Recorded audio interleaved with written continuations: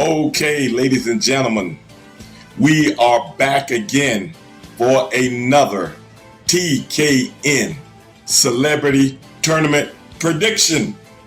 I am your boy Stevie Ray, and from week to week, I give my predictions on what's going to go on the Celebrity Tournament Saturday nights.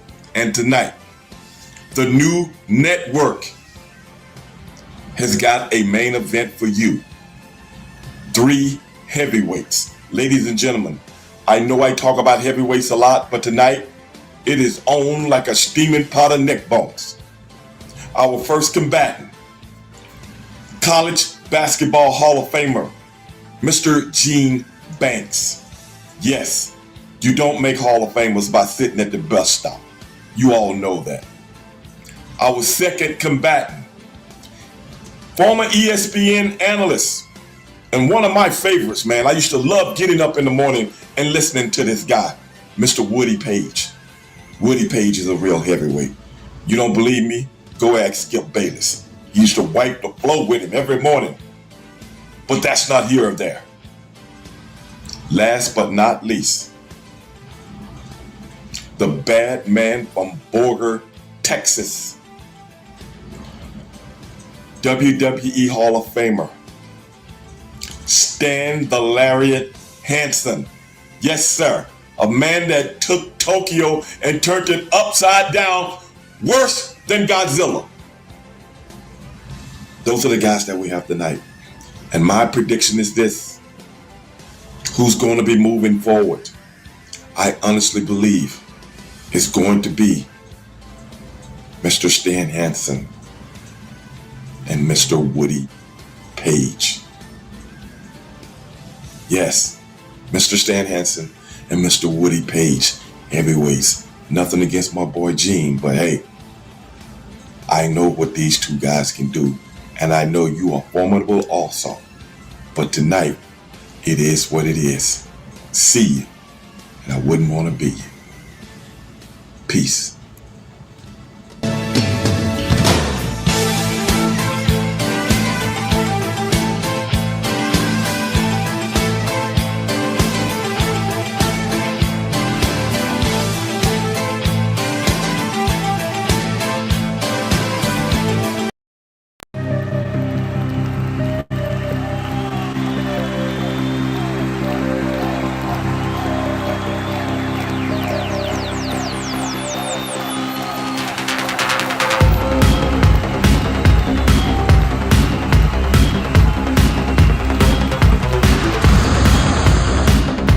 This is different, and I love it, man, because it got me thinking like I was back at school again. I don't even know where you come up with these questions. I want to know how you come up with these kids. You're so innovative. I'm like, look, I mean, your mind is good, like you say. You're a history teacher, and your mind is going all over the place. So, and it's also wonderful to hear people talk sanely to each other. You have something amazing going with the show because you're there and you're educating us. Sure. Your platform gives us an opportunity to really let our guard down. And I've never told anybody in public about that experience with my dad. And on your platform, I don't know why I did that, because it's so comfortable and we're talking about things that matter. I love the little anecdote of comedy with your would you pay for it? Would you not? That I love that. I love how you added that in to kind of break up the tension a little bit because it gets serious. We want to know people's stories, I concur. And that's what TKN does, So I love uplifting human being. Last name Ferrigno, first name Lou. Lou, welcome, my friend. Thank you. That's the best introduction I've ever heard in my life. You know something? You need to quit the show and be my moderator and travel with me. Together for a majestic, out of this world, one-of-a-kind human being. First name Vivica, last name Fox. Welcome, my friend. Whoa, that was an awesome introduction. Let me tell you that. I don't think I've ever had anyone read my resume with such flow. Avi is a poet, but he doesn't know it, but his feet show it. You're unbelievable. Last name Wilkins, first name Lenny. Lenny, welcome, my friend, to the Celebrity Tournament. Well, thank you for having me, and I'm excited about it. I'm looking forward to this. It should be fun. Last name Murphy, first name Calvin. Calvin, welcome to the tournament, my friend. Damn. You said it just like I wrote it. But these rhymes are going to wind down as I've reached the home stretch, the one and only Tretch. I appreciate You better that. than a lot of these rappers out there. You gave me good eargasm tonight, man. I love your voice. I love the things that you talk about. Well, you're the best I've seen. You're the Michael Jordan or LeBron James, whoever you want to make the GOAT. This is why your audiences love you. This is why you continue to great guests, and great guests beget great guests. I just want to do this again and again. I feel like I've made friends. And again, I've taken the competition part of it out because I've just enjoyed talking to you guys tonight. Oh man, most definitely. This is, this I think my top. I think because when you do the intro you gave me, I gotta get to. I like. You deserve it. Because if you don't heal from what hurts you, you'll bleed on people that never even cut you to begin with. It had nothing to do with your pain. All right. So Tell him, Robbie. Tell him. you guys are bringing the best out of me. I mean, yes, pain is inevitable. I mean, there's a reason we have these sensors in our body. I mean, they're warning signs. In other words, something hurts. Obviously, something is amiss. But she would sit at the kitchen table looking out the window for quite a period of time while the food was getting prepared. And I wish I had took that time to sit down with her and ask her questions about her being a child, along with my aunts, my uncles, so I could not only be a blessing to her and know more and sympathize and love her more as a mother, but also to know more about myself and my sisters and understand where we've come from. This thing has drawn me out of myself and thereby drawn me into myself. But I learned a lot. And from you, I always learn something from you. Continue to work as hard as you can, because by working, Avi, you will keep yourself busy and get used to the grief. More underrated, we have Billy D. Williams, Italian man named Skippy, or Unicycle. I'm sorry, Italian men named Skippy. Put me away, Abby. Archie Bunker, the mountain climber. Ralph Cramden, the yoga instructor, or Don Corleone, the computer repair person.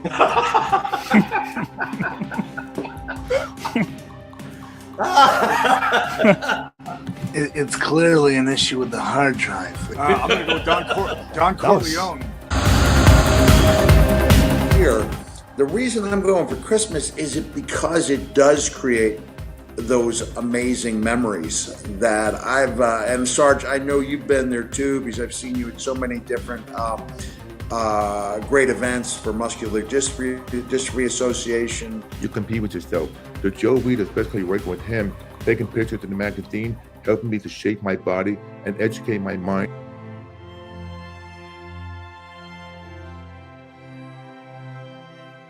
There are those of us who like to venture to the unexplored, to see the beauty in the strange and unknown.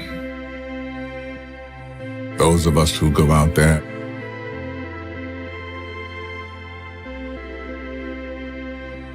with a sense of wonder.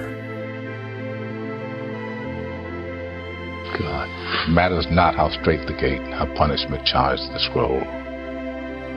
I am the master of my fate. I am the captain of my soul.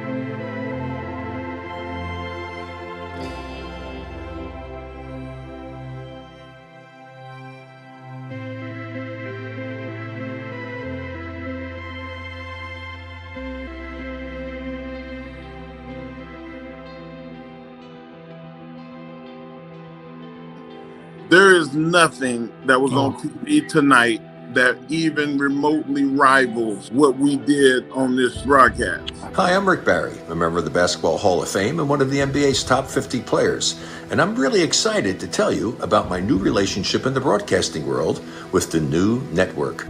It's TKN, and a young man named Avi Klein has poured his blood, sweat, and tears into creating this new network and assembling an amazing group of individuals. Legends from every walk of life who are just bringing their knowledge and their experience and their wisdom, and this is amazing. I feel like this is a cosmic convergence of what is most important to him, and he's such a stand-up guy. Avi, congratulations. I don't know anybody that can talk as much as you. Seriously, I thought I could talk. You are unreal. But you do it with class, understanding, professionalism. You're simply amazing. I told you that when I first met you, and you ran off my autobiography. Basically, it was a book. It was simply fantastic. And to think that you do that every show. It's very respectful, and he really connects with the artists and his audiences. And I felt like this guy's on to something, and I'm proud to be a part of this with him. And I really thank your support. I lost my father, and you were the first person to support me in all that, and I thank you so much for that. The greatest wealth is when you can share it with someone. You can share your victories, you can share your failure, you can express your deepest feelings, but the greatest wealth is to be able to say that I have a friend, and I feel an unbelievable level of wealth, and a lot of that is because I have somebody like you. Are you here to win the whole darn tournament? I don't play, I just win. Robert, would you like to win this entire tournament? You know, all those luminaries and athletes and strongmen notwithstanding, the most dangerous place on this show is between me and that prize. That's all I'm going to say. You're chomping at the bit to get in this thing. Oh, yeah, man. I've been telling you, brother. You brought up some names to me, and I was like, I can't wait. I hope they don't see me because it's going to be on like a steaming pot of neck bones, baby, and I'm not playing. Are you here to win the entire thing, my friend? I'll just say this, Avi. Winner, winner, chicken dinner. But are you here to win the entire celebrity tournament when it's all said and done? I saw a very familiar face in Mike Rotundo, better known as IRS, and he said that he was here for the winner chicken dinner, and I want to take away that chicken dinner. So yes, I want to win this whole shebang. Last name Smith, first name Joe. Joe Smith, welcome, my friend. Oh my God, Avi. Where did you get all of that from? Oh my God.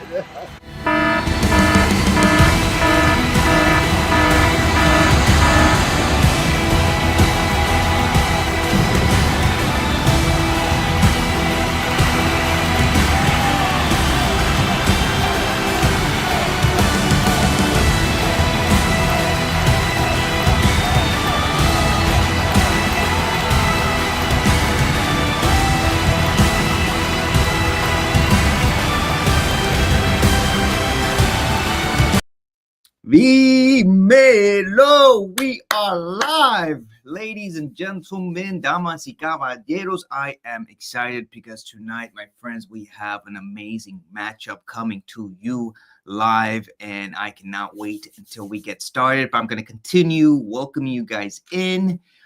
We are grateful to have all of you guys here tonight, all of you guys commenting in the comment section. Amazing. All right, so just keep those comments going, because what we have tonight is going to be stellar. All right, what we have tonight is legendary ESPN analyst Woody Paige coming to you. We have College Basketball Hall of Famer Gene Banks and WWE Hall of Famer Stan Hansen. Now, guys, it's going to be close. It's going to be a really tough match. All three of those gentlemen bring such depth. They bring such intelligence. And not only that, what I think it also takes is a lot of heart. And when these guys are able to open up their hearts and share these personal stories, I mean, that is when I get the goosebumps. That is when I get just enthralled.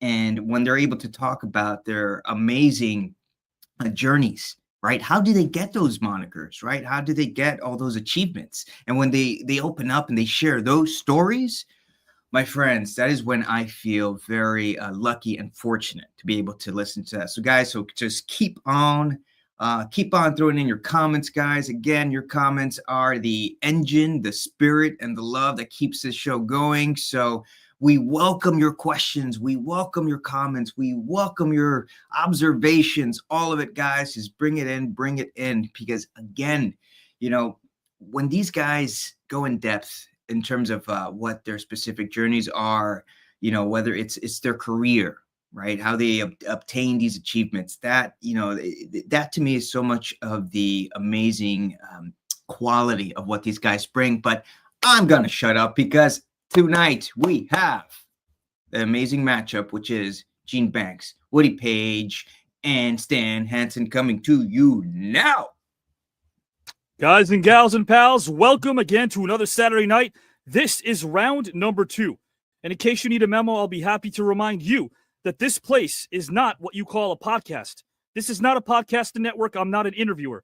I'm a conversationalist. And I'm glad to tell you guys and gals that you are the reason why we're 3.8 million strong. You are the reason right now why a studio that didn't believe in us last year all of a sudden does. And you're the reason why we got picked up, guys and gals and pals. We've got a national sponsor because we've reminded the masses, even those suits and ties who said, Avi, you got to be controversial. And I said, no, I won't, because we can entertain you and educate you at the same time, which is why I came up with the word edutainment, where we take education and marry that with the word entertainment. And that's what we give you, guys and gals and pals. We remain humble, and you guys, again, have been the driving force of this network.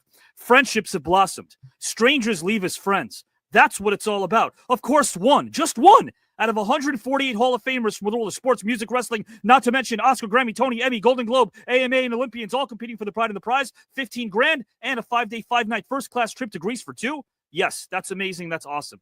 But at the end of the day, guys and gals and pals, we have philosophical fun. We have a strong ethical foundation. We give you this free preview event that's absolutely free to watch.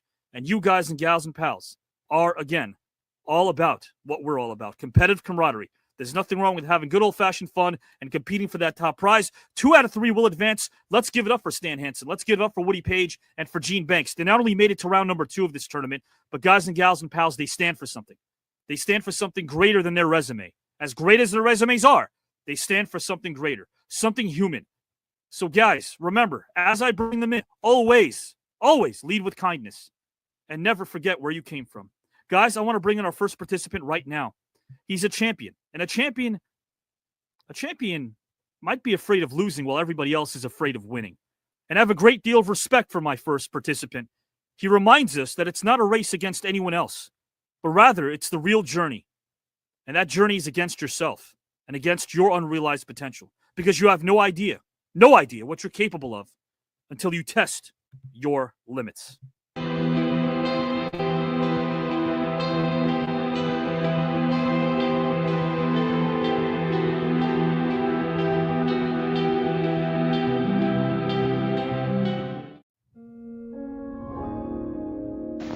Now, finally, ladies and gentlemen, and this is final. We're not just interested in voting so that conditions will be improved for Negroes. We want conditions improved for everybody. I just want to say to you here tonight that the reason I'm up here is because you have given us inspiration. And as we stick together here, and when we get this unity, ladies and gentlemen, nothing can stop us. Ladies and gentlemen, it's very good to see the number of persons. Okay, I got to stop this recording. Ladies and gentlemen, I'm here live again. Hope you're doing well. Sometimes we have some difficulties, but that is okay. Sometimes in life you hit a little hole in the road and you just keep going forward. So that said, guys, keep on bringing those beautiful comments.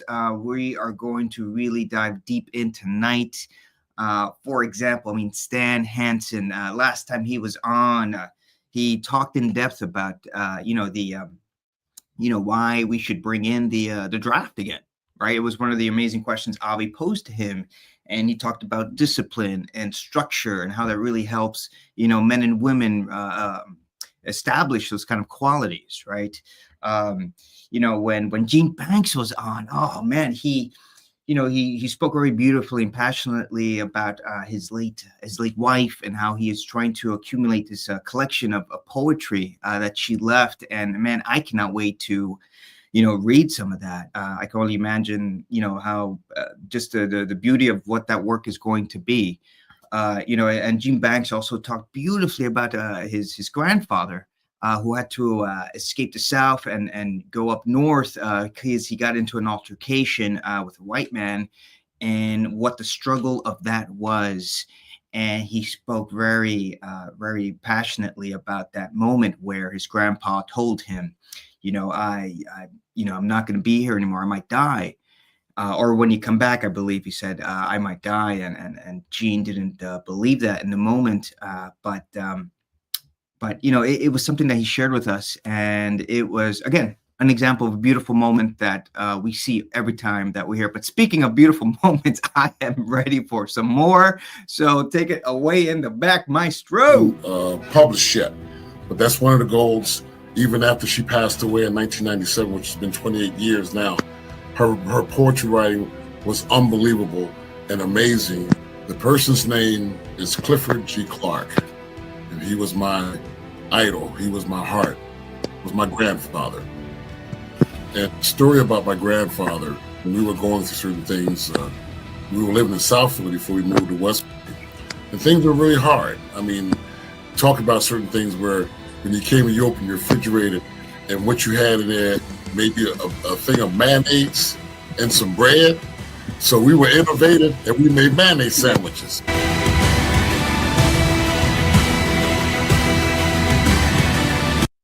Absolutely, guys and gals. He's class personified. Getting to know Gene Banks, guys and gals, is an absolute must for anybody that knows this man who cares about people. There's no doubt about that. Guys and gals and pals, he was one of the most coveted high school players of all time, and he played for the West Philadelphia Speed Boys. They were a legendary crew that won state titles and drew crowds of such magnitude with their talent and poise that they began playing their games as preliminaries to the Philadelphia 76ers, as their audience always brought the noise. He didn't know a lot about Duke, but his English teacher asked him for academic reasons to give them a shot. His high school coach, Joey Goldberg, had work camps with Duke head coach Phil Voster, so he said, hey, why not? It came down to UNC, UCLA, Duke, Notre Dame, and Penn, which was practically next door. Even the mighty Will Chamberlain put in a call to UCLA so that he could play on their floor. In January of 77, this man to stand, guys and gals, he stunned the world by announcing at a press conference that he was committing to the Duke Blue. This man is coming. T-shirts were showing up on the Duke campus as his legend grew and grew. Even before he ruled the 1977 Capital Classic All-Star game, his game was as reliable as Grandma Stu, and his defenders would go crazy attempting to guard him like Jack Nicholson going cuckoo. He changed things right away as Duke started selling out Cameron Indoor Stadium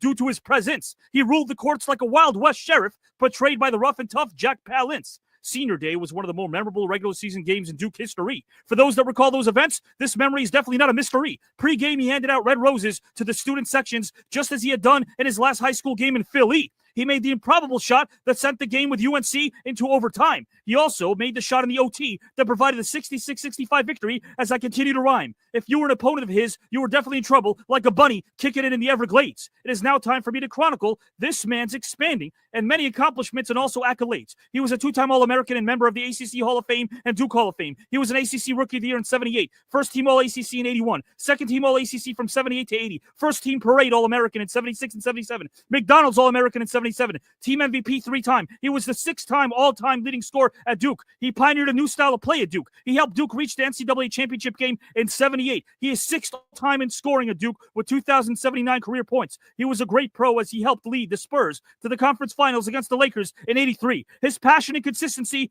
guys and gals, is always overshadowed only by his joy and endless glee. As his legacy was cemented since he was a teen, he was a force on the court like Arnold playing a machine. He gave opposing coaches headaches, including legends named Dean. So give it up for a talented, kind, positive human being. Last name Banks.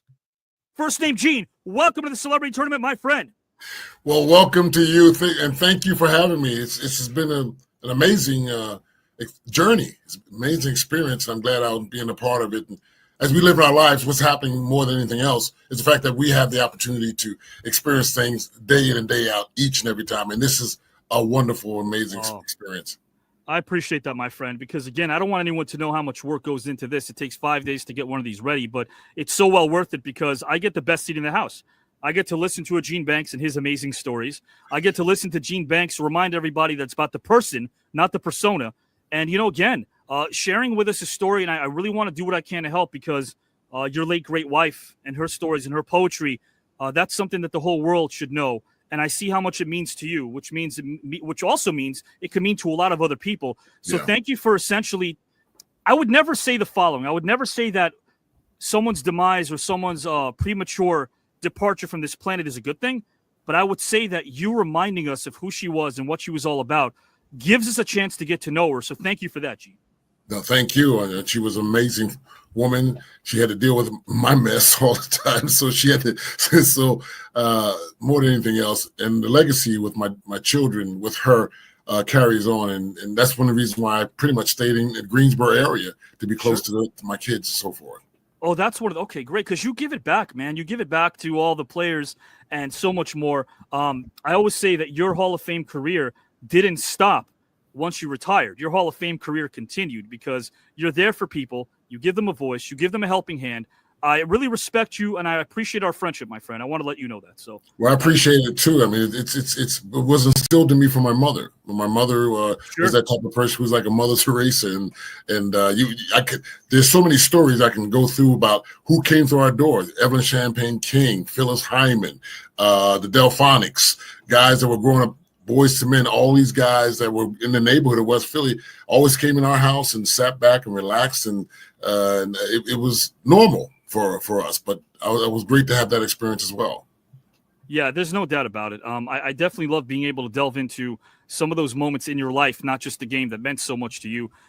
Guys and gals and pals, as you know, who are watching, Gene Banks is part of a crew of 148 Hall of Famers and award winners. My friend, we're talking about competitive camaraderie. There's no doubt about that. This is a sport of the mind. We all have fun. There's respect at the end of the day, no matter what. But would you like to be the one that wins the $15,000 and 5-day trip to Greece? I would love to. I would love to go because I want to go to Greece. Right. And you played in Israel. Played in Israel, but I also played a game in Greece at one time representing Israel. So and I have people that are from Greece, and someone very close and dear to my heart that's from Greece. Love her to death, and she's Greece. And but listen, we're going to do this. This has been great. It's just some great people. I mean, it's amazing people that's on here. I mean, God Almighty, including yourself. Oh my goodness, I love it. I love it. Guys and gals and pals, I'm going to put Gene Banks backstage for just one quick second and bring in our next participant, Gene. Thank you, my friend. Guys and gals, this is the great Gene Banks. You're going to see him momentarily with the crew we have here. Guys and gals and pals, I want to bring in our second legend right now. And again, give him the proper introduction that he deserves. So guys and gals and pals, when I think of our next participant, I think of the word live, because the aim of life is to live. And to live means to be aware, joyously, serenely, divinely aware. If life is a song, sing it. If life is a game, play it. If life is a challenge, meet it. If life is a dream, realize it. Guys and gals and pals, the latter rings true when beginning to describe my next guest. His limitless talent and intellect has been on full display, and humor for the masses to observe. His work epitomizes the unselfish collaboration, as he's created such great harmony with fellow colleagues. He has a remarkable and fascinating human being story that has layers of depth that go several orders of magnitude deep. He has shared that understanding of the self with a public audience. Guys and gals and pals, this is Woody Paige.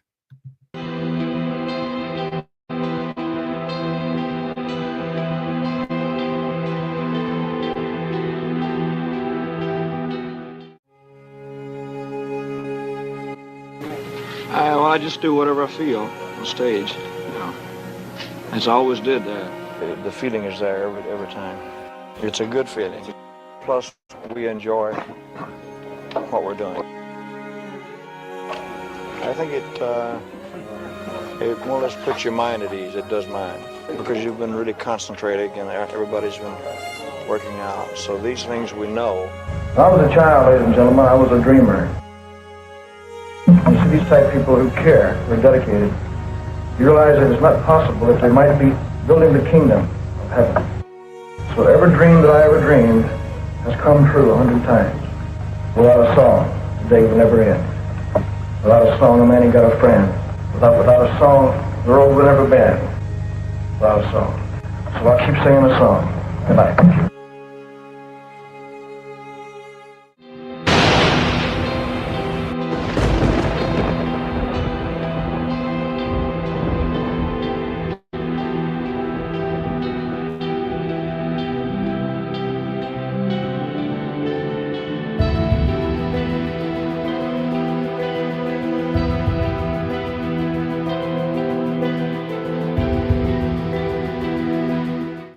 I thought about quitting my jobs and becoming a full-time responsible adult dealing with what was going on in the country. And I just didn't have the bravery, courage, the money to just drop off and do that. And that's about as close as I can come to answering your question. That the Second Amendment probably causes more problems in this country than any other subject other than the abortion issue. And that's for a person's right to arm himself. Because there was a concern that England was going to come back, and you've got to be able to bring together a full militia, which happened in 1812. But you've got to have people with guns. They only fired 2 shots, maybe 1 shot, but you need guns.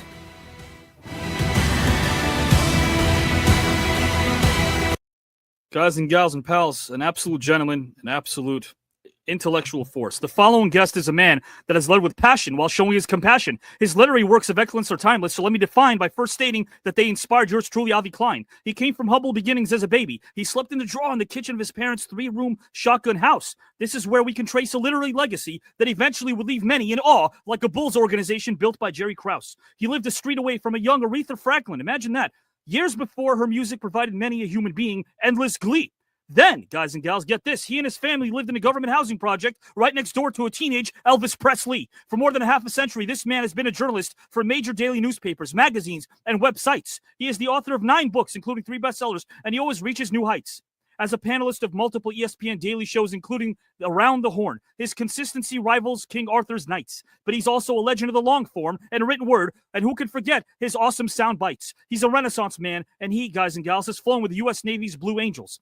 He won 2 celebrity harness races, and he drove a pace car around the Indianapolis 500 track. He's also played in pro AM golf tracks with Phil Mickelson, Hale Irwin, and Ernie Els. His resume is indeed quite stacked. He even played touch football against Elvis Presley, and he's been one more adventure, guys and gals, than a Lord of the Rings hobbit named Bilbo. I mean, how many humans can say they played blackjack along Michael Jordan and Charles Barkley in Monte Carlo? He's covered more than 40 Super Bowls, 14 Olympics, and every major college championship in football and basketball, and also professional sports multiple times. Nothing, guys and gals and pals, can do this man's life's journey justice, not even some Avi Klein rhymes. He covered and wrote about 9/11, the civil rights marches in the South in the 60s, and Dr. Martin Luther King Jr.'s assassination in Memphis. He has touched many lives by giving back and creating smiles. That is definitely the consensus. He's received more than 150 local, state, and national awards, and is also in the Hall of Fame as he's innovated the sports journalist scene. His first paying journalism job was as a sports editor of the Whitehaven Press when he was merely 16. He's the man behind the Baskets of Joy that has given back to 100,000 less fortunate elderlies, as his heart has always been known to care. Eventually, this program expanded to a campaign called Season to Share. So give a warm welcome to a man that is about to take the stage, a man that can light it up and always engage. His advice is always considered quite sage. So say hello to a kind, humble, intelligent, well-rounded human being. First name Woody. Last name Paige. Welcome, my friend, to round 2 of the celebrity tournament. I thought I was going to be eliminated halfway through the first tournament. What? No. You told me that the winner would get a trip to Greece, and I thought that was to a Broadway show. And so I said if I won, I was going to give it to one of your viewers. Right. Rather than take it myself. But I thought I was talking about John Travolta and the Broadway show Grease in the movie. But thank you for having me back. I'm surprised to be here, especially with the talent and the athletic abilities of my 2, can I call them competitors? Yes, sir. Competing against each other, I guess, but I don't know who you were describing there. I did the hardest one. You don't like compliments, do you, Woody? Honestly speaking. Well, I'm from the South and poor Southern kid. But I will tell you, I've covered both of the 2 gentlemen that are on here today because I'm a wrestling fan, Yes. In the South, you loved stock car racing and wrestling. Those were the two biggest sports, and football was third. Right. And I also covered Duke in the 1978 NCAA champion. So I'm familiar with both and have great appreciation. And I have really come to enjoy your program. I want to call it more than that. It's like a poet. It's like a stage musical at the West End in London. Oh, man, thank you. Comparison of what you're able to do here and what you're able to accomplish here. So I'm just terribly excited that I'm humbled. Thank you. Continue to be a part of it, and a small part of it, I would say, because you are the major part. And I told you before we went on air, you got a sponsor, Verso, and I love their light soups. So I'm going to do a commercial here. They have good soups, but I tell you what, those light soups are about 100 calories, and they are as good as any soup that's out there. Better, I think, than anybody. And I'm not getting paid for this. I've never gotten paid for anything. No. But I know that Progressive would love to be able to work with you and with Gene and Stan. And I want to say this to you again, because I like to be as authentic and genuine on air as you are, as Gene and Stan and everyone who's in this is. And I want to say this to you. You really did inspire me as a writer, because there was a time where I was lost in life in my 20s, didn't quite know where I was going. And before I became a professional screenwriter under the tutelage of Richard Donner, who's not with us anymore, and worked for Lionsgate, your writing not only allowed me to escape, but allowed me to realize that, the long form isn't celebrated today, but your stories not only resonated with me because they were so well written, but there was such a humane quality about it. Like, you care about human beings and their stories and their experiences. And I want you to know that that really resonated with me as a young writer.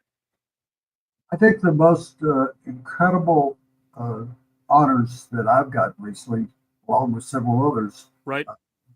The day that you are doing the show on the air, sure, will be the day after the final episode of Around the Horn, after 23 years. And I told someone a few days ago that it's incredible to believe that a sports talk show, the first, outlived Cheers and MASH, 21 years, two of the greatest TV shows of all time. So I take such pleasure and honor that we have been on the air for 23 years, and people telling us that we helped a couple of generations about what you talked about in regard to sports journalism, talk shows have become, and ESPN. I'll just do please. I've already done your commercial, so I'll say this. What we tried to do with Around the Horn for 23 years was add to the four initials, ESPN. My belief was the first two, entertainment and sports. Yes. Programming network. And that's what I think we followed, just as you do it here. You bring up in your opening that you're here to entertain. You're here to educate. I felt like that we were entertaining people about sports, but serious, and also taking it seriously. But we could entertain you with it. So I do want to mention that I'm sorry to see it go. I wasn't in charge, but I understand a 23-year run of anything. If you are on this program for 23 years, I'll come back and salute you. Only the problem is I'll be dead by then. No, God forbid. God forbid. You're right. 23 years in this industry. You're right. I could attest to it. It's such a rarity. Now, let me ask you this before I ask you the age-old question about winning the tournament, and then I want to bring in our great Stan Hansen. Woody, 23 years of doing Around the Horn. Has there ever been a moment where someone who might have grown up with a show said something that really stuck with you, that made you realize, you know what? We're having the time of our lives, but gosh almighty, we're really resonating with the masses, regardless of the age demographic. I took my daughter to Ellis Island. I wanted both of us to experience immigrants coming into this country. Sure. And I know that's a major issue in the world today. Sure. But I had been there once before, but I wanted her to see it where our Irish heritage had entered the country. And a family walks up to me. And I am my arms are wrapped around my daughter, and we're almost in tears looking at the murals at Ellis Island. Oh my gosh. And a lady walked over to me, the mother, and she said, "Do you mind talking to my son?" And I had this moment where I thought, this is my daughter and I, and we're enjoying our time together. I said, sure. Yeah. Brought him over. Right. We talked for about 5 minutes.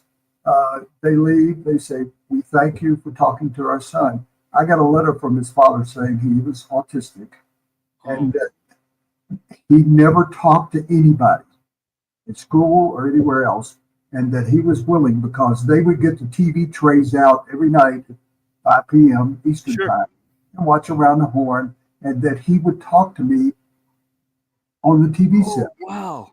And so she said, we were so afraid when we came up and said, would you talk to our son, that you blow us off or something.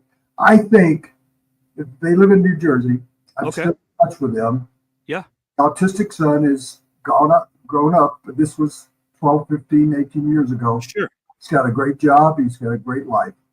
I feel like that I didn't realize, I don't think we realized what hearts we were touching with doing a sports show on television every day at 5 o'clock. That's incredible. So I reached out over the screen, kind of like I'm trying to do today, and hope that, no, I can't, I'm not an influencer. I don't want to influence anybody's life, but I want you to think about, you said, I've always tried to say that I want you to be better than me. I want my daughter to be better than me. We got two distinguished athletes here. I think they both would say they would like for people to come along and be better than them, that they were incredibly great in their professions. Sure. And so I hope that we are able to generate that kind of enthusiasm and passion that people watching this will take with them and be better than us. And that 10 years from now, you'll be saying, why did you become one of the most famous athletes in the world? I was watching your show. I was watching it, and I saw the great athletes you had on there. And I said, my objective is to be them someday, be on that show that's still on the air. Thank you. I respect that. I respect those sentiments. Thank you for you have such a great spiritual quality about you to see and hopefully foreshadow the future as we all can improve. You're right. Woody, thank you again. I got to ask you the age-old question that our good old sponsor wants me to always ask. 15 grand, 5-day, 5-night trip to Greece for two. If you win this whole thing, would you like to win the entire tournament? No. I don't think I'm good enough. However, I think there are so many brilliant athletes, entertainers that have advanced that I'm not in that competition. Well, let me ask you this. Can I frame it differently? Would it be cool to win the whole thing? Yes, it would be cool. I'm not going to do it because I'm not good enough. But I told you the first time around, if I do it, I'm going to actually give it to someone who's out there watching. We'll determine a way to do that. But I think that it would be more important. I've been to Greece. I was there for the Olympics. I have been there for trips. I would think someone who hasn't been able to experience our world history. I think that's Athens is the seat of world history along with Rome or with Egypt. And I think that everybody should experience that. I have. It's somebody else's turn. So. That's really cool of you, man. Honestly speaking, I think that's great for you to have that sort of mindset. My friend, I'm going to put you backstage momentarily, bring in Mr. Stan Hansen, and away we go.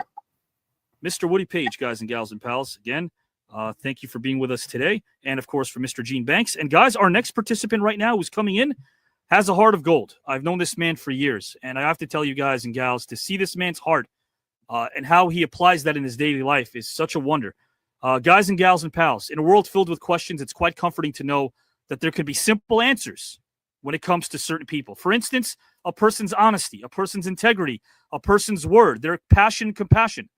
There are no questions when it comes to all the above, when it comes to Stan Hansen, because he's a quality human being.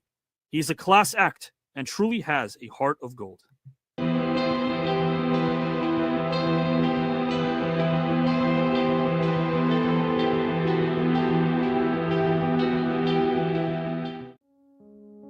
A tremendous bunch of boys that came out of West Texas. And the best, Stan is a wonderful, great guy, and just He's a great guy. But you know, as Stan worked that way, because he was in that era. Again, why do we evolve the way that we do? Everything's in evolving. That's a tough guy you got sitting. That's a tough guy you got talking on there with you. I actually love Stan.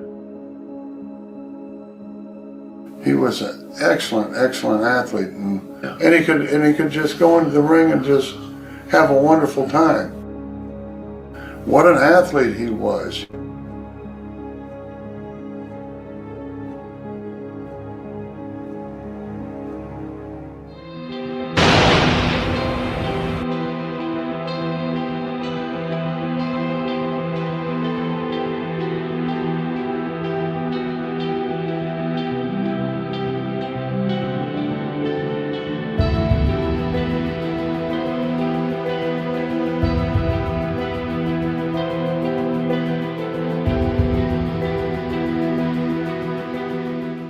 But I think that the military draft is good, not only for our country and our overall military power, but it also gives people, and young men and women a chance to go out there and learn discipline.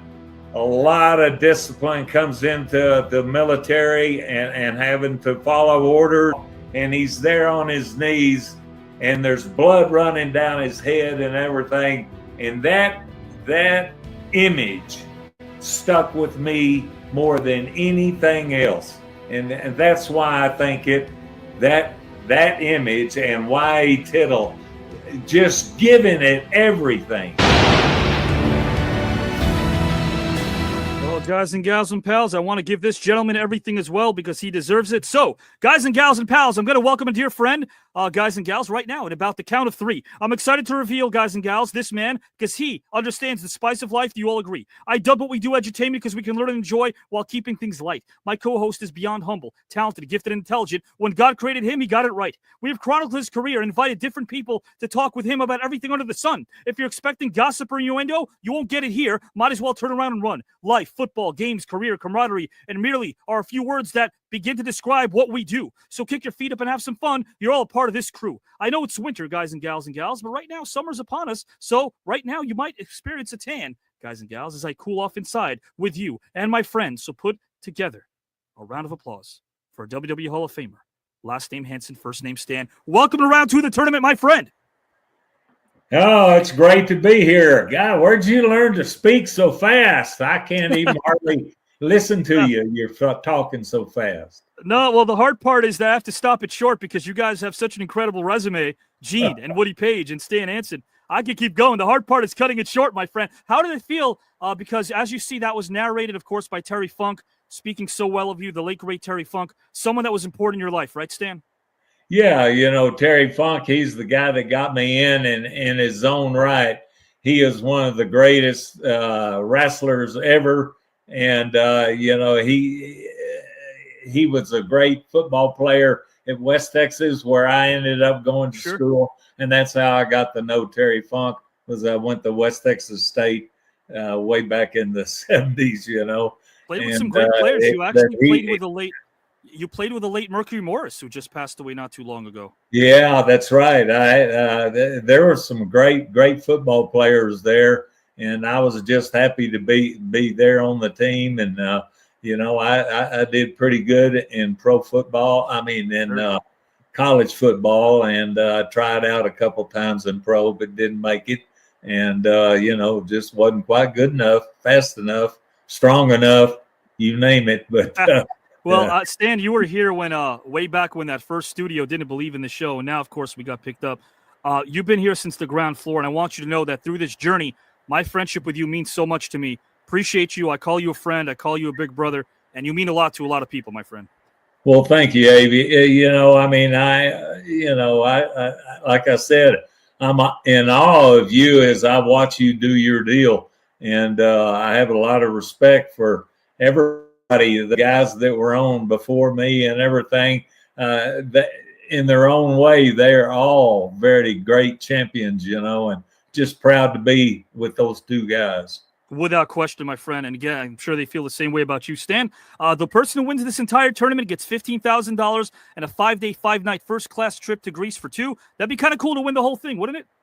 It sure would. I'm hungry. I've been hungry most of my life, and that's the reason a lot of my personality comes from the fact that I came from a little hard scrabble family and everything. A loving family, but hard scrabble. And, I was taught that I had to work hard for it, and sometimes maybe pull a little hair or do a little cheating or whatever if you're going to be successful.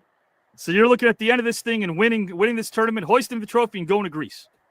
Wow, that would be awesome. My wife would love to go to Greece. I mean, that's one of the places that we've always kind of, wanted to go to and see all the history and everything, and some of those little islands off the bank. Man, it's just gorgeous looking. Man, oh man, I can't wait. Guys and gals and pals, I'm going to bring in Gene Banks right now. I'm going to bring in Woody Paige, and we are going to be off to the races for topic number one. I will read this to our viewers, the topic, set it up, and then Woody Paige can tackle it. Of course, guys, in case you're wondering, it's the same topic for all three gentlemen, for Stan, for Gene, and for Woody. Of course, they'll be on screen while Woody's speaking. If they want to interject, they can. But guys and gals and pals watching, here is topic number one. I call it What's in a Word. In this particular scenario, you've all been granted permission to go back in time. You've been handed several sheets of glossy paper. Each sheet of paper has one word written on it. This word has the ability to not only resonate with a person that it's gifted to, but the first word on the first sheet of paper, guys and gals, can actually allow the person holding it to become that very word. The first word is dignity. The second word on the next sheet of paper is humility. And finally, the third word on the final sheet of paper is selfless. Again, Woody's going to hand these sheets of paper to different historical figures, anyone he chooses to do so. Now, of course, that one word that he hands that person to, that person becomes that very word. Which historical figure receives the first sheet of paper and why, Mr. Page? Which historical figure receives the second sheet of paper and why? And finally, which historical figure receives the final sheet of paper and why? Whenever you're ready to go, the floor is yours, good sir. I put a lot of thought into this because the last time I was on with you in this quote competition, I used historical figures like Abraham Lincoln and George Washington, political leaders in other countries. And today I want to go in a different direction. And so the first word is dignified. I don't have to go back very far in time. He was born in 1934 and he died in 2021. And I'm in the sports world. And so I'm going to talk about someone briefly that I don't even really have to introduce. The most dignified man I've ever met in my life. His name was Henry Louis Aaron. Hank Aaron, in my mind, was the greatest ball player of all time. I recognize him as the home run king. He was born in Alabama. Oddly enough, the first two people I'll be talking about came from Alabama. Talk about hard scrabble. I know that Texas has a lot of hard scrabble. Well, Alabama has a lot of harder scrabble. Growing up in Tennessee. But Henry Aaron was the youngest of 10 children in Mobile, Alabama. It was a tough time for them. His father did scrap to have a job and to keep that large family together. As a young man, Hank Aaron loaded freight trains. He worked at a shoe repair place. He delivered groceries, anything to help this family of 12 in Alabama. And on the side, he played some baseball. In fact, Henry Aaron was the last Negro League player in Major League Baseball. He was one of those pioneers that led Jackie Robinson, Willie Mays, Hank Aaron to Major League Baseball. People talk about that Barry Bonds broke his record. And to show you how dignified he was, when Barry Bonds, who was controversial, was attached to the steroid era, broke Hank Aaron's record, he not only celebrated it and honored it and accepted it He was on the Jumbotron in San Francisco moments after it happened, congratulating Barry Bonds. That's a dignified man. He was a dignified man as a player, as a person in his entire life. He started a foundation to help youth in this country. The most money he ever made, and Gene and Stan will appreciate this, of what we're seeing in wages today paid to athletes. I consider the greatest all-time player that he made $250,000 at the peak of his career per year. He was an incredible player that still holds records for most RBIs. Beat Babe Ruth at that. Most total bases, most extra base hits. And guess what? When he was chasing into the world, Babe Ruth, who was beloved in this country, he always said, I'm not in his class. I'm not good enough to be Babe Ruth. I'm not chasing him. I'm just trying to fulfill my potential. And you guys will know this. Racial times then. He got so many death threats. He got so many terrible warnings, and he got more mail than any politician ever got, threatening him because he was suppressing a white man who had hit the most home runs. And you know how he handled it? With class, dignity, there's the word, and never uttering a nasty word. There is not a moment in Hank Aaron's history that anybody said anything bad about him. None of us, I think, can go through that. I want to end with this.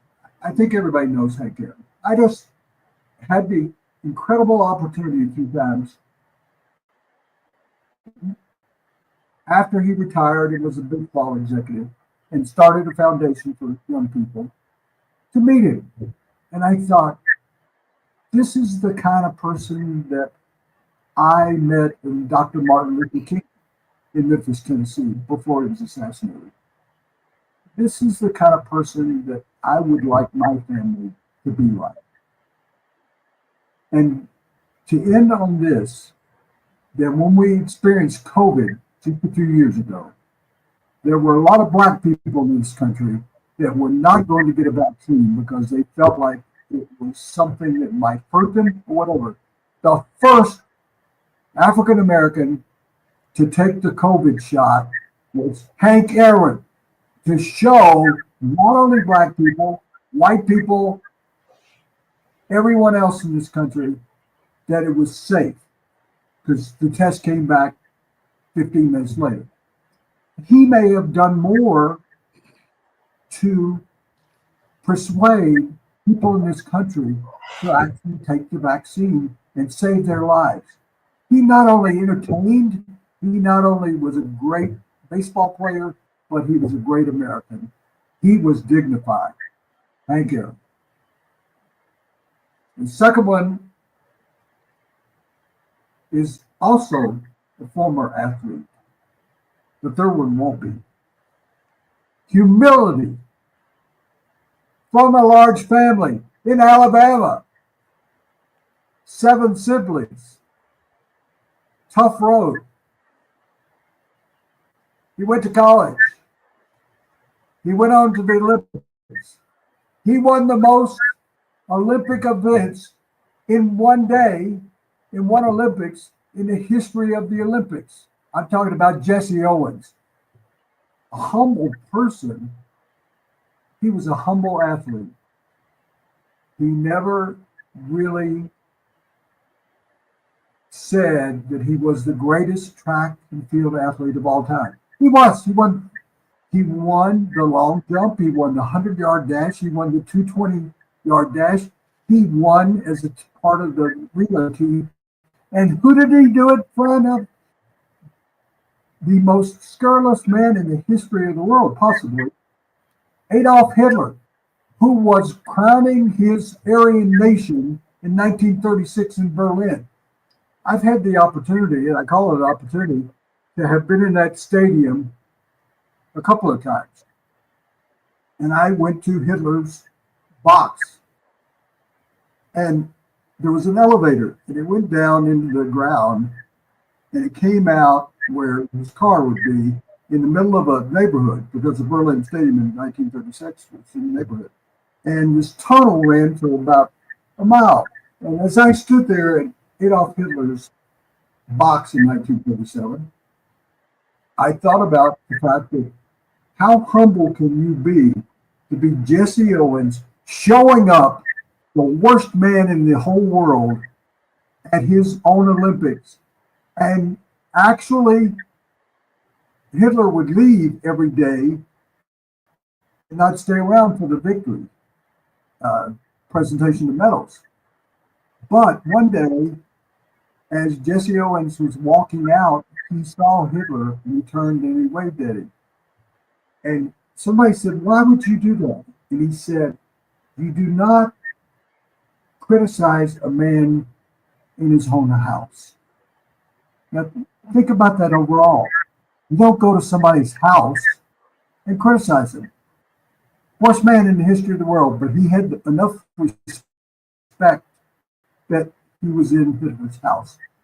Jesse Owens couldn't get a job when he came back from the Olympics. Nobody would hire him. But he didn't complain. He didn't bitch. He just kept trying harder. Franklin Delano Roosevelt didn't invite him to the White House like we do with every championship team now. He got various jobs. He worked as a gas station attendant. That's how much this country appreciated what he accomplished. He was working as a gas station attendant. He went bankrupt. He pulled himself together. He was successful in helping young people like Hank Aaron in this country. He had an effect on not one generation, several generations of the Carl Lewises and the great athletes. This was not a man that ran around the stadium with an American flag around his neck. He didn't act like he was bigger than the Olympics or bigger than the Olympic team. In Berlin, and when he played, when he was in college, he could not eat with the white players in a restaurant. In Berlin, he couldn't stay in the same hotel with them. He went out and accomplished more than all of them did combined. Most humble man. I didn't have the opportunity to meet him, but I read so much about him. I have gone back and, as I said, been to Berlin and researched that. And so my second word, the first was dignified. Thank you. Second, humble. That would be Jesse Owens. Now we go to the third. This person did not participate in sports, but one of the great selfless people, unselfish people in the history of the world. And we call her Mother Teresa. She won the Nobel Peace Prize, which is given to heads of countries. It's given to people who are scientists who accomplish great things. They gave it to a nun who went to India and devoted her entire life to being a nun that had the missionaries of charity. She is a saint.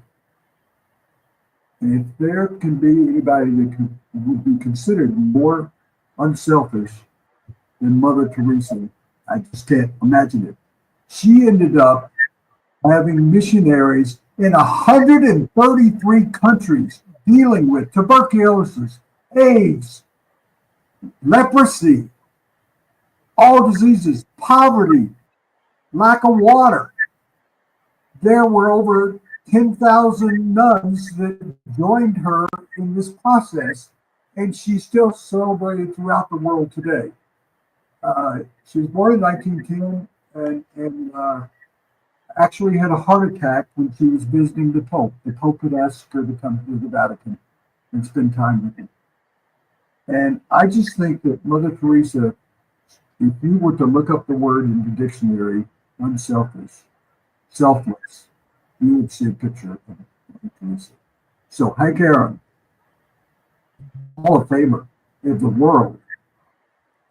Jesse Owens, Hall of Famer of the world. maybe even more of a hero to the world. No, Right. Those are my answers. Oh, legends, people who, of course, have done so much for mankind. There's a bit of a connection here, Woody. I like to always connect things. Stan, so essentially when you worked for WCW, Hank Aaron was an executive at CNN Towers when you were there, as a matter of fact. So that was Hank. That's a little bit of a connection there with you. Do you guys know what Muhammad Ali called Hank Aaron? He said, he's the only man I idolize more than myself.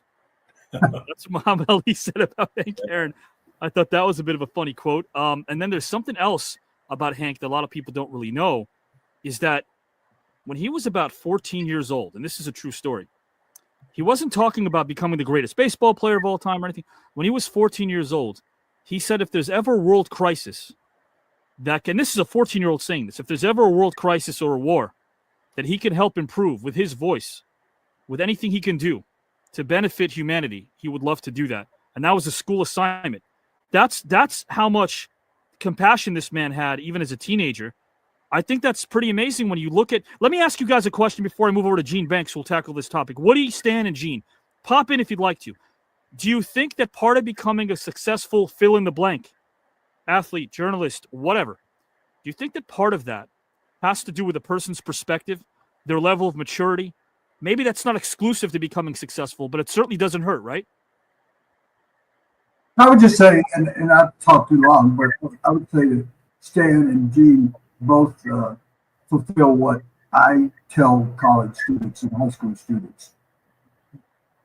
Work harder than everybody else. If you work harder than everybody else, show up early, stay late, go the extra days, you're going to pass 70% of the people because they don't want to work hard.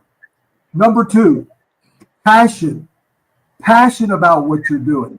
If that's wrestling, if that's basketball, if it's broadcasting, writing, if you are more passionate about your job than people around you, you're going to pass another 50%. Yeah. Yes. Number three, be more creative. That means being inventive. To Stan, as a wrestler, was doing things nobody else was doing. Oh, yeah. Gene Banks, as you pointed out, was bringing a new style of basketball to North Carolina and Duke. That rivalry. Those three things will make you a success. So when you talk about Hank Aaron, yes, he worked harder. He was passionate about being the greatest baseball player of his potential. That's why he put it. He wasn't wanting to be the greatest baseball. He said, I just want to live up to my potential. Yes.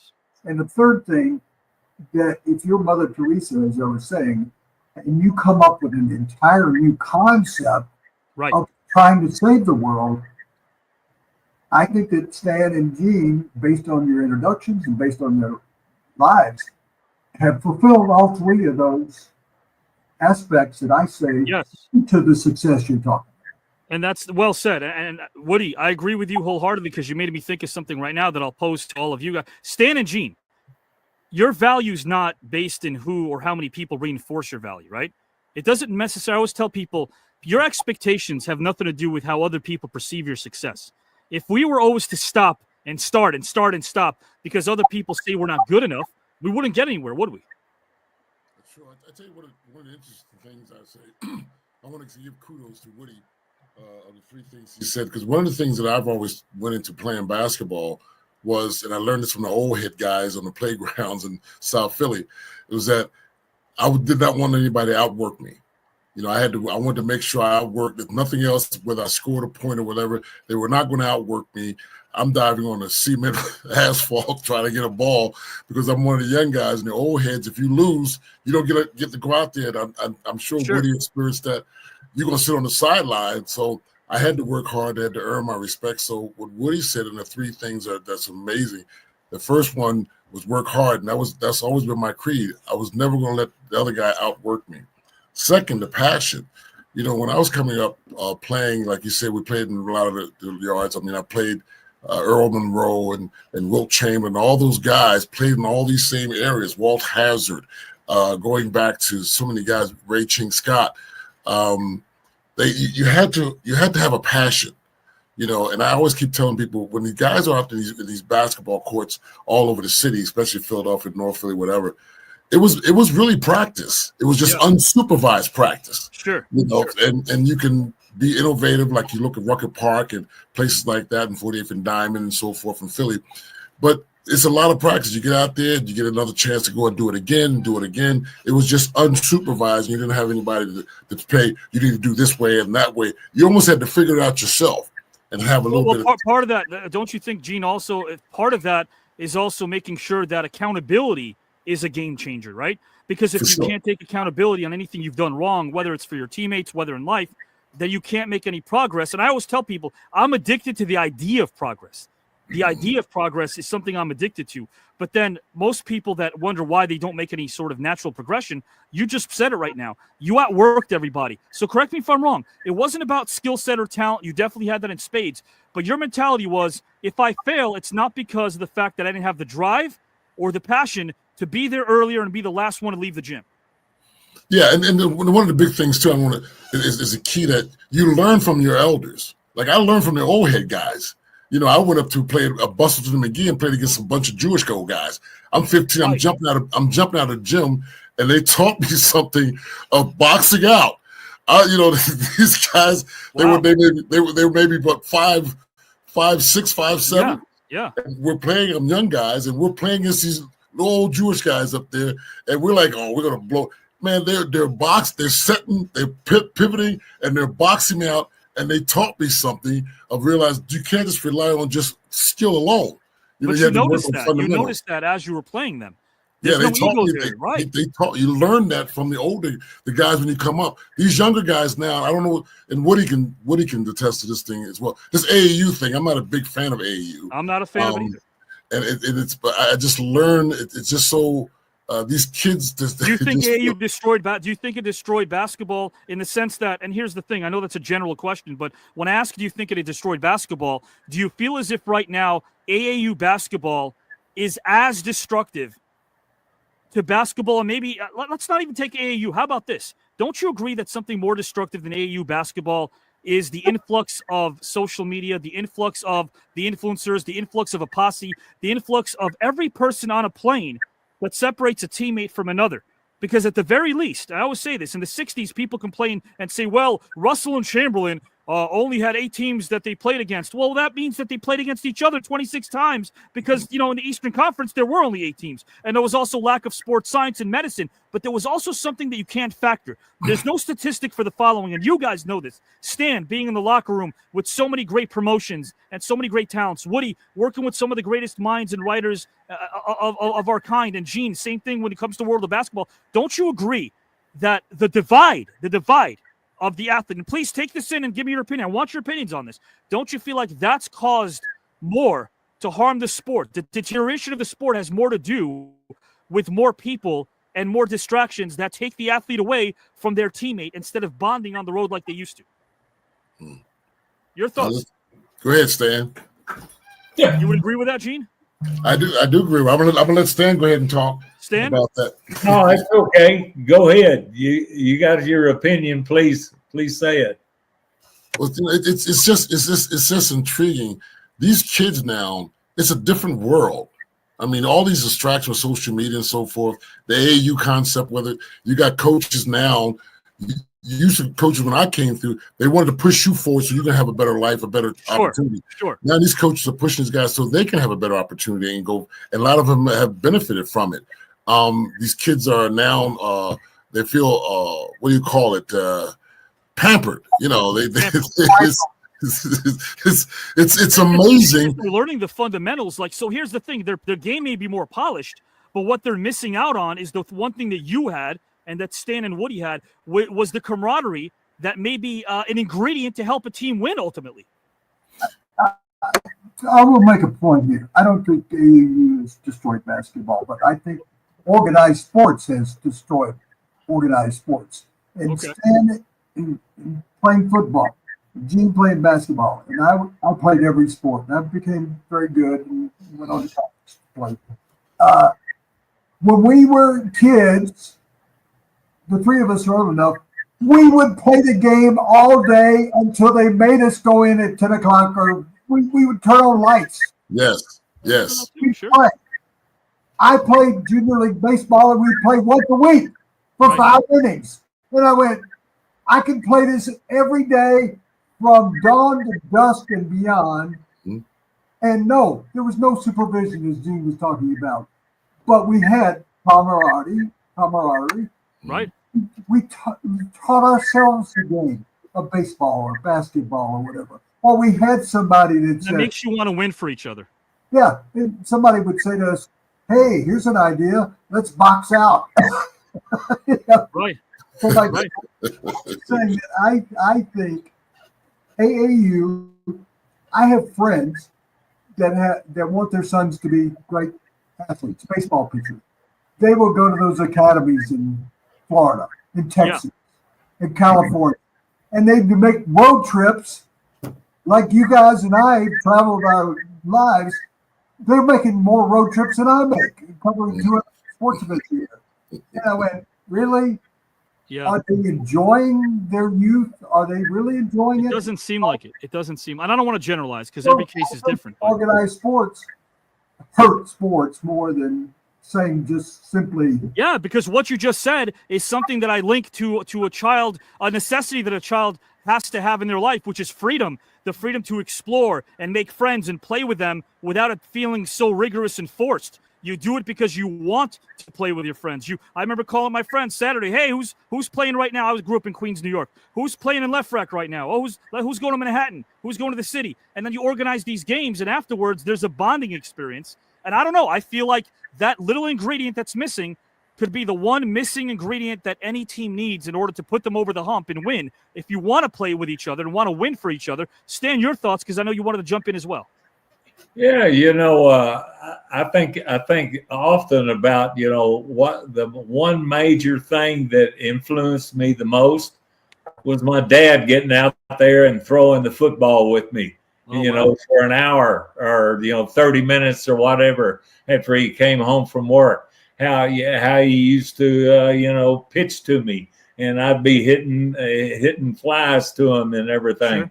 I mean, it takes somebody to discipline a kid. A kid's going to try to do things if he's hungry, but he also wants to enjoy it and enjoy it with his dad or his mom or whatever.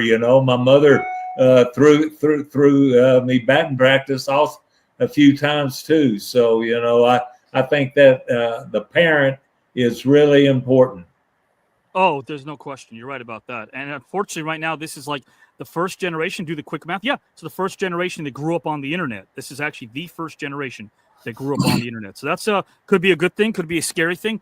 Either way, guys and gals and pals, I'll tell you what's not a scary thing. I'll tell you what's a fun thing. Gene Banks, he's about to hit this topic. Let me introduce this topic to Mr. Banks, guys and gals and pals. Right now, I won't read the whole thing, but you guys know what it is. Either way, in case you're just joining us right now, again, three words over here. We're talking dignity. We're talking humility. We're talking selfless. These 3 words are on 3 sheets of paper. Gene's going to hand out each sheet of paper to a historical figure. Once they read this word becomes who they are. They become this very word. So, Gene, my friend, the floor is yours. Tackle each word at a time as you'd like. Whenever you're ready to go, good sir. Let me give praise to Woody, the people he picked. I grew up watching Hank Aaron and Jesse Owens, and definitely during the times of those times was so important and vital for not just African Americans, but American period. It was Babe Ruth, and with Hank Aaron going after Babe Ruth record, it really done something for baseball. Jesse Owens representing America during the times of turbulent times here in America, and going and doing a ruthless time with Hitler. Major, powerful. I'm really on point. Woody, thank you for that. Just brought me back to feeling why I'm still here. As I continue to watch and look at some of the things that happen with history, I got my degree at Duke in history, and I've enjoyed it for so much. I went into looking back into some history, and I found a really person that, when it comes to dignity, I found this person named Fannie Lou Hamer. Now, Fannie Lou Hamer, which her name was Townsend at one time, she was an American voting and women's rights activist, community organizer, and the leader of the civil rights movement. She was the first chair of the Freedom Democratic Party, which she represented at the 1964 Democratic National Convention. Reason why I'm saying her name, the dignity she's dealt with, and I'll add more. Hamer's also organized Mississippi's Freedom Summer along with the Student Nonviolent Coordinating Committee. She was a co-founder of National Women's Political Caucus, an organization created to recruit, train, and support women of all races who sought election to government offices. She began her civil rights activism in 1962. And while she continued doing that, while her health was starting to decline. But let's get to the meat of this. Fannie Lou Hamer, her situation was like this. She was going to try to get people voting, blacks voting. She wound up coming from a family of I'm trying to remember, Mississippi, Montgomery County, Mississippi. That's what I remember. She was from Montgomery County, Mississippi, from 20 kids from Lou, Ella, and James Lee Townsend. Now, they were sharecroppers. At age 6, Hamer picked cotton for her family. During the winters of 1924 and 1930, we're going back some years. I'm telling you, we're in the 2020-something. But she attended a one-room school provided by sharecroppers' children, open picking season. Now, the thing about her, by age 13, she would pick 200 and 300 pounds of cotton daily. So she comes from that sharecroppers mentality and where they came from. Her husband and her, as she let's move forward, as she's growing through age, she decides to get married, and they wanted to start a family. Here's where it gets deep. In 1961, a white doctor, subjected Hamer to a hysterectomy. And without her consent, while she was undergoing surgery to remove a uterine tumor. So he gave her a hysterectomy anyway. So, and that was called the forced sterilization, which was a common method of population control in Mississippi that targeted Black African American women. Now, members of the Black community called the procedure a Mississippi appendectomy. The Hamers later raised 2 girls they eventually adopting 2 more. Now, I'm talking about that because that was one of the first experiences that she had, and she continued to maintain her dignity. Now, she continued going on registering voters. In August of 62, Hamer and 17 others attempted to vote but failed a literacy test, which meant they could not vote. On December 4th, just after she refused from her hometown, Hamer went to the courthouse in Indianola, where she took the test again, but she failed it again, and she was turned away. She kept taking the test and kept taking the test until she was successful. Now, what's interesting was that she was now a registered voter in Mississippi, but when she attempted to vote that fall, she discovered her registration did not allow her to vote, as her county also required voters to have 2 poll tax receipts. Now, let's go for that. The key of it was that she went through some situations with brutality through all this. Hamer was recruited. We was returning from a voter registration workshop from Southern Christian Leadership Conference. I wrote these things down so I wouldn't miss them out. The police ensured they pulled her to the side, and the police ensured that she would be held down almost with a fatal beating. They gave her a beating. They took her and the other people in for beating, trying to register voters. While she was, wow, it's an interesting story. They ensured they held her down. They beat her. They groped her. They raped her, and they left her body exposed to 5 men after in her group.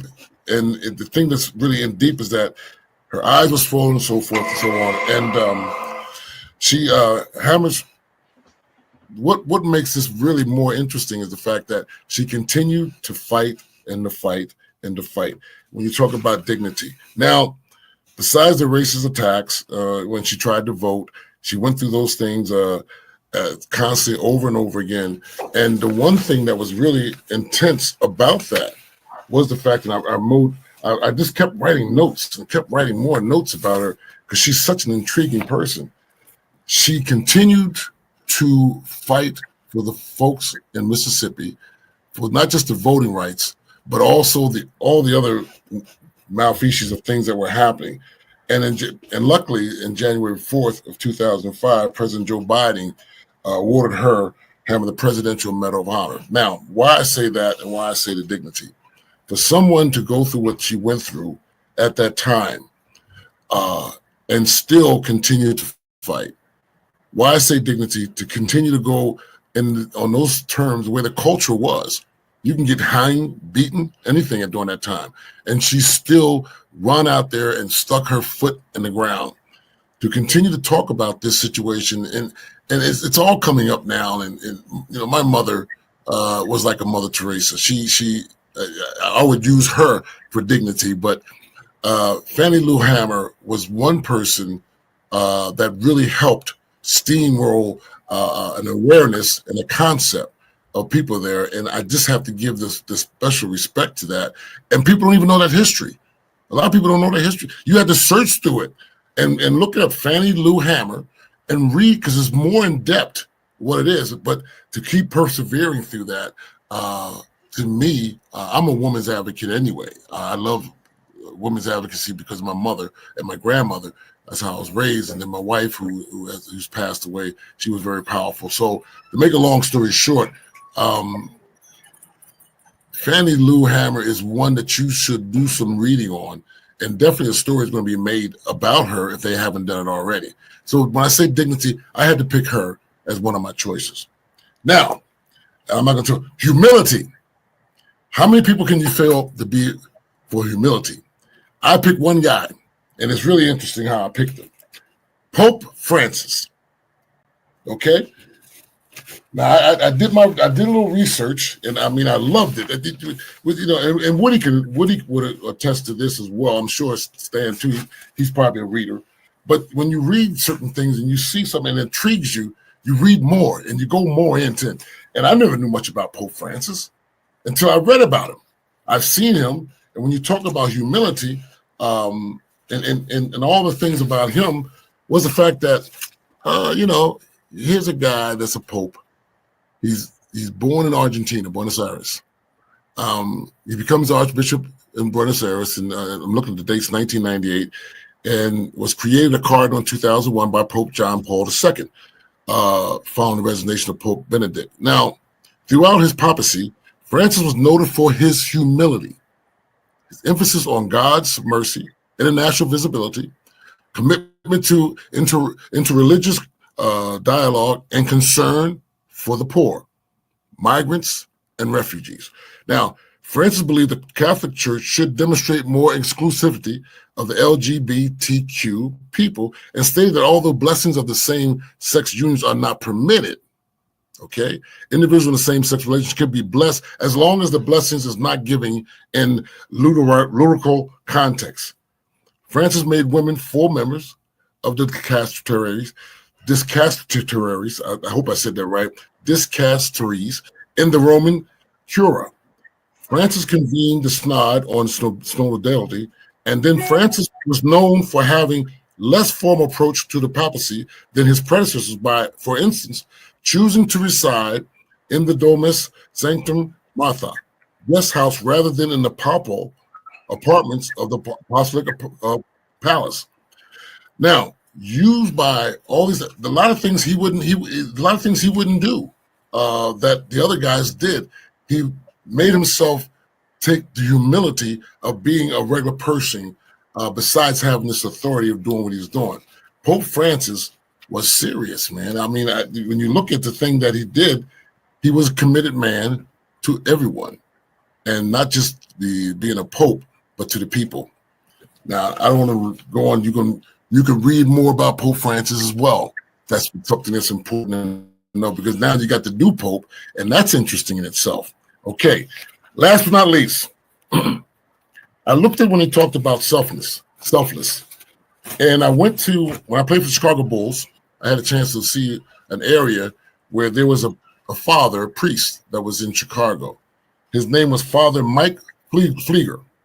I don't know if you know, he was on national TV at one time, where his church, which is in Chicago, Saint Sadina, was doing some major things in the community because he was raised in that time of racism in Illinois, in Chicago, because he went to Bogan High School, and Bogan High School did not allow blacks to go to school there. And he was really influenced a lot by Dr. Martin Luther King Jr., and he followed his ways and so forth. And he got into a lot of controversial situations. He even got allegedly saying that it was in a sex situation with a young boy or something, and that was proven wrong. But he's constantly been doing things in the communities for migrants and blacks when it comes to food, housing. His church has been amazing with that. We talk about selflessness. I mean, it's and he's still doing these things now. I mean, he's been 50 years being a priest, in and out. There's so much read about him too. There's so much that went on. He even got into a controversial situation when it came to inviting Farrakhan to speak at his church and some other things. He was open to having people have dialogue to talk about what was best to do things. But he's not the one that I want to talk about. And this one person I want to tell you who it is real quickly, and I'm not going to be long. In Philadelphia, I was raised next door to a woman named Novella Williams. She was our Martin Luther King in Philadelphia. Novella Williams lived next door to me, and she would get out of her house, go up to the corner of 52nd Street. People know that area, 52nd and Spruce Street. There was heroin and drugs and alcohol going on like you would not believe. She took herself and her 2 children by the hand and went out there and stopped these people from doing drugs, made food for them, used a bullhorn, constantly kept doing the things. Yes. And there's a picture of her, and she fought like you would believe. She was my biggest influence in my life. I've been so blessed to have people around me to steer me. And she was one of the major keys of bringing a bridge between, you remember Frank Rizzo, who was the mayor of Philadelphia. Frank Rizzo was a commissioner. Excuse my French, he was a badass. He didn't take no ass. But she was the one that would make Frank come to our house and sit down. And Frank, being stubborn as he was, he would sit down, he'd listen, and she helped him have a better bridge with black folks. And that helped him get elected. So that was one thing. And then she went on to do many great things in the community, just constantly fighting. So when you talk about selfless, she was out there every single day with guys that were beating people upside their head at that time in the 60s. Novella Williams, and then I was lucky enough to be there at the house when Rosalind Carter came and visited. Jimmy Carter was the president, and she came, and they had security people in our living room, Secret Service guys. But I was able to sit there, and she walked in, and I was able to touch her. You know, that's a big thing when a celebrity like that comes, to be able to touch her and hear her talk, and she was just so humble and great. Come to Miss Novella Williams' house. Now, what does that do for a young person, a young man like myself, 14 years old?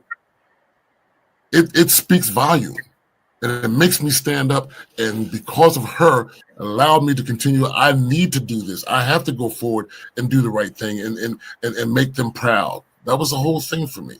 I was very fortunate and blessed to have people like that. And Sonny Hill, and if you know who Sonny Hill is, the history of him, he was one that carried me through. Bruiser Flint used to sit on the edge of my bed, fix my shoes before high school games. Bruiser Flint, his father was my recreational coach. Tyrell Biggs, the great boxer there, he was my backup at West Philadelphia High School.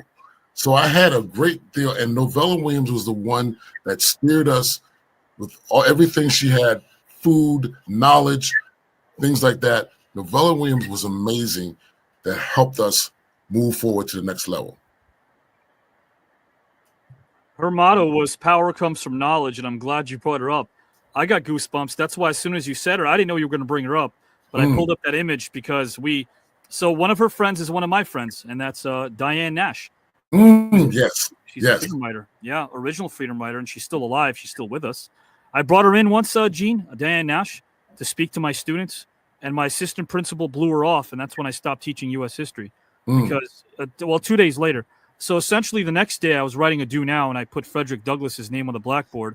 And my assistant principal said, "Avi, you misspelled Douglass's last name. You put 2 S's. I go, "That's how it was spelled. It had 2 S's.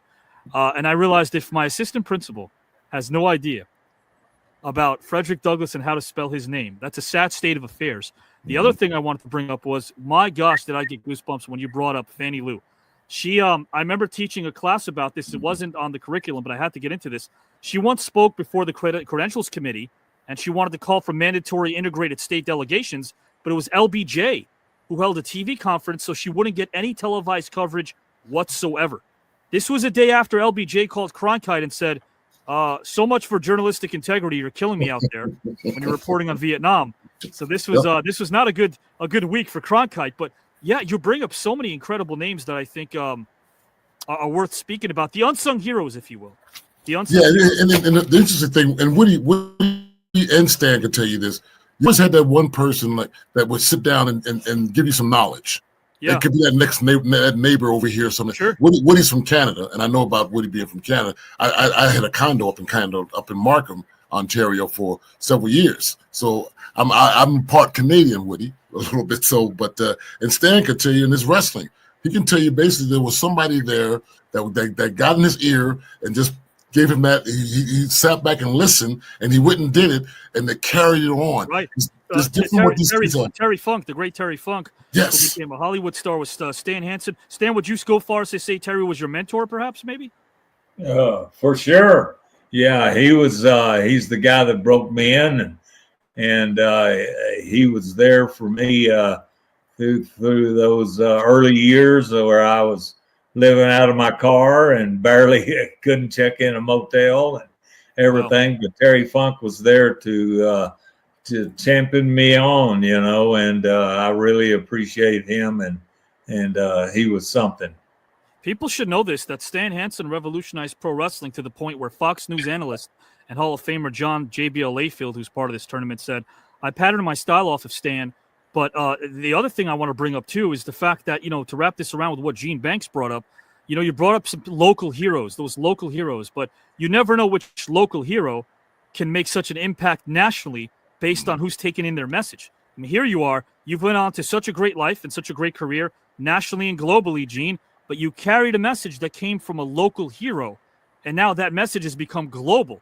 So we take a message that might be something homegrown, and then when we express it to the masses, all of a sudden it's become something that's more widespread. Mm-hmm. So thank you for that message. I think that's incredible. Thank you guys. And like I said with Stan, it's amazing because Woody, I'm not connected with him because of Canada, but I spent 20 years up there doing a sports camp up in Huntsville, Ontario, called Olympia Sports Camp.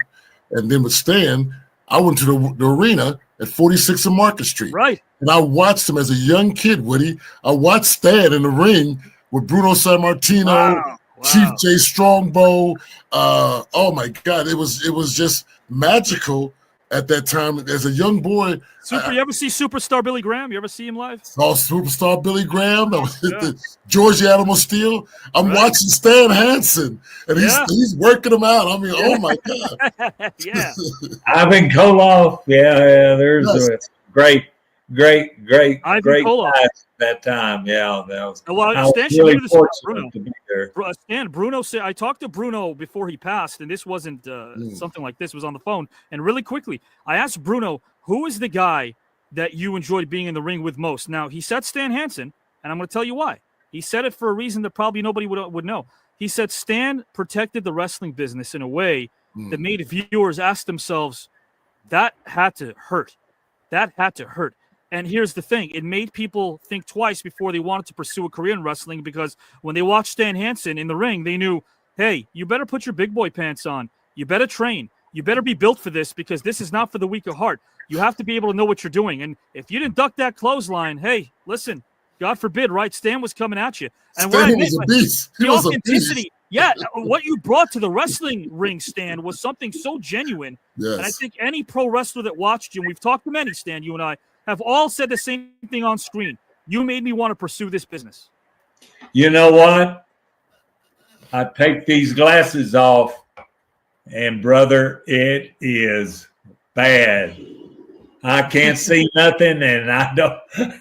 I've potatoed so many people over the years, and it all comes from me being I can't see past here. So, but anyway, Bruno was the class guy, man. I literally broke his neck by accident, and he never held that against me. I mean, what a class man he was. Well, so are you, and that's why I want you to know about yourself. And the same way I told Woody and Gene that I could tell, you guys don't like taking compliments. You should take them because they come from a place that is not only authentic, but you guys inspired people, including myself, to before this broadcast started. Here's what I said to myself. It's the truth. Avi, bring it, because Woody's going to be there, and Gene's going to be there, and Stan's going to be there. Bring it. Bring it. Show them how much you respect them. Don't stutter. Don't fumble. Don't mumble. Don't bumble. Don't do any of those things. Be clear. Be concise. Give them your best, because you got to give people your best as well behind the scenes when the camera's not on. And, again, I know people have said since I was a kid, you got the gift of gab, but it's not about that. It's about having substance. And I think right now, in the second half of your lives, you guys are probably doing way more than you did in the first half. In that first chapter where you inspired people the way you did through your work, you're now inspiring people through your message. So thank you for that. And thank you for honoring the unsung heroes that deserve their names to be mentioned the way that you guys did. And guys, I'm going to mention Stan Hansen's name because, as you know, it is topic number 1. He's going to finish this thing off. Stan, I'm going to speed talk through this, so the floor is yours, because I'm going to zip the old lip so we can hear from you. This is the same topic that I gave Woody and Gene. In this scenario, you get 3 sheets of paper. 1 sheet of paper has the word dignity written on it. The second has the word humility. The third, selfless. You will assign these 3 sheets of paper with 3 different words to any historical figures that you would like. Each word becomes that person. That person becomes that word. My friend, the floor is yours whenever you're ready to go. Good, sir. Selflessness, selfless, I have to say Jesus Christ, I think he was the ultimate person that put everybody before him. And, that's my belief. And, I just believe that he was a unique, and he's my Lord and Savior. So, I feel comfortable in saying that, and it doesn't fit my MO as a pro wrestler, but I don't care,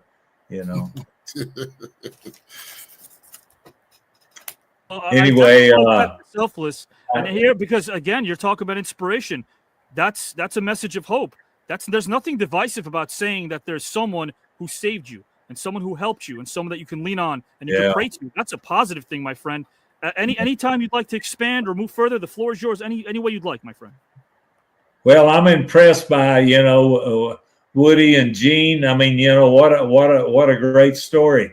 I grew up in Texas, and I grew up in the 50s, and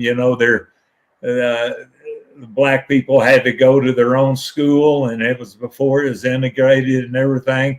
And they used to walk by my granddad's house, and I got to know a couple of the little kids that was, around my age that used to walk past my granddad's house. And, we ended up playing, Army and everything, and we had a good time, and that really taught me that. And my grandmother was really, she grew up at an earlier time where she really saw a lot of prejudice in that Texas, and she hated it, and she went out of her way to make amends for a lot of things, and that taught me a great lesson. Wow, that's incredible. I think these individuals are going to not only benefit from your kindness, but then these words can reveal who they are as well. What about that third word, Mr. Hansen? No, which one is it? That's okay. Humility? That's okay, sure, yeah. Well, in humility, again, I think of, I understood I was supposed to look up some or apply it to somebody, a historical figure. And, to me, I always thought Billy Graham, the evangelist, he was a man that he held a strong standard to himself and to his organization and everything. And I used to listen to him when I was over in Japan. You know, I got to go to the Tokyo Dome and see him right before he passed away, you know. And it was really it was a lifelong dream of me being able to see Billy Graham. And I just respected him a whole lot. Sure. And anyway, that's who really kind of selflessness, you know, I think he did things as good as they can be done. Those are great choices. I remember listening to Billy Graham, and he said something that always stuck with me. He said, "There's hell to pay for heaven on earth." I was blown away. I kept for years. What does that mean? What does that mean? There's hell to pay for heaven on earth. And I think what he meant by that is maybe there is such a thing as too much, excess. Maybe there's a bit too much. Maybe we should kind of should have a line that divides a bit too much. Not to say freedom should be something that has some sort of limit on it, but God Almighty, when he said something like that, it made me realize too much excess is not a good thing. And that motivated me to move out of Hollywood. I was living in Santa Monica, and now, of course, I'm on the East Coast. I couldn't live a lifestyle that really wasn't a lifestyle I wanted to live anyway to begin with. And I kind of went back to some notes, and I remember that quote from Billy Graham, and I'm like, wow, hey, maybe I can let this message speak to me. Now, Stan, you got to admit, moment of levity here. It is kind of cool that we mentioned both Billy Grahams in a span of 5 minutes earlier. We mentioned Superstar. Yeah. That's a pretty good I know him too. Yes, you know him well. Yeah. He Wayne Coleman. He was a great top wrestler when I first got into New York, and him and Baron Pomorowski and all those guys. Yeah. They were instrumental, but Bruno was he was a class act, and I heard him, and I mean I put him out. And he never held that against me, and we became fairly close, with time and everything. I have a great respect for him, for sure. Well, you respected the sport, and like I said, you made people realize that this isn't something that's for everyone. This is something that is physical, and you can get hurt, you can get injured, and again, that's because you respected it. Yeah, you respected the sport. Guys, I respect your time as well. I'm going to move on to topic number 2. I do want to say this really quickly. Woody Paige is going to tackle topic number 2 first. I'd like to give him the honor of doing that first. But before we do that, a very fun game. It's a very quick game. Guys and gals and pals, it's called I Would Pay. I'd pay. I give you some wacky situations. You let me know what you would pay for to see and why if you had to. This is a couple of minutes, and then we're going to delve into topic number 2. Woody will be the first to tackle topic number 2, and then he will essentially be done. Guys and gals and pals, again, thank you for joining us here. 3.8 million strong in just about a year. But guys and gals and pals, let's play a very, very, very, very, another very, very quick game of I'd Pay.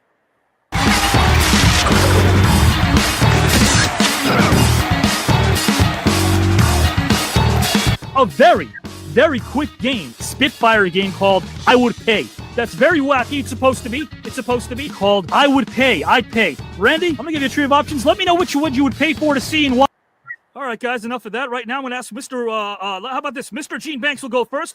Mr. Gene Banks, again, these are a trio of options that are meant to be wacky. If you had to pay for the following, which would you pay to see and why? Rocky Balboa is a neurosurgeon, Seinfeld is a correctional officer, or Rambo is a talk show host? I have to do Rocky. Rocky's a neurosurgeon. Yeah.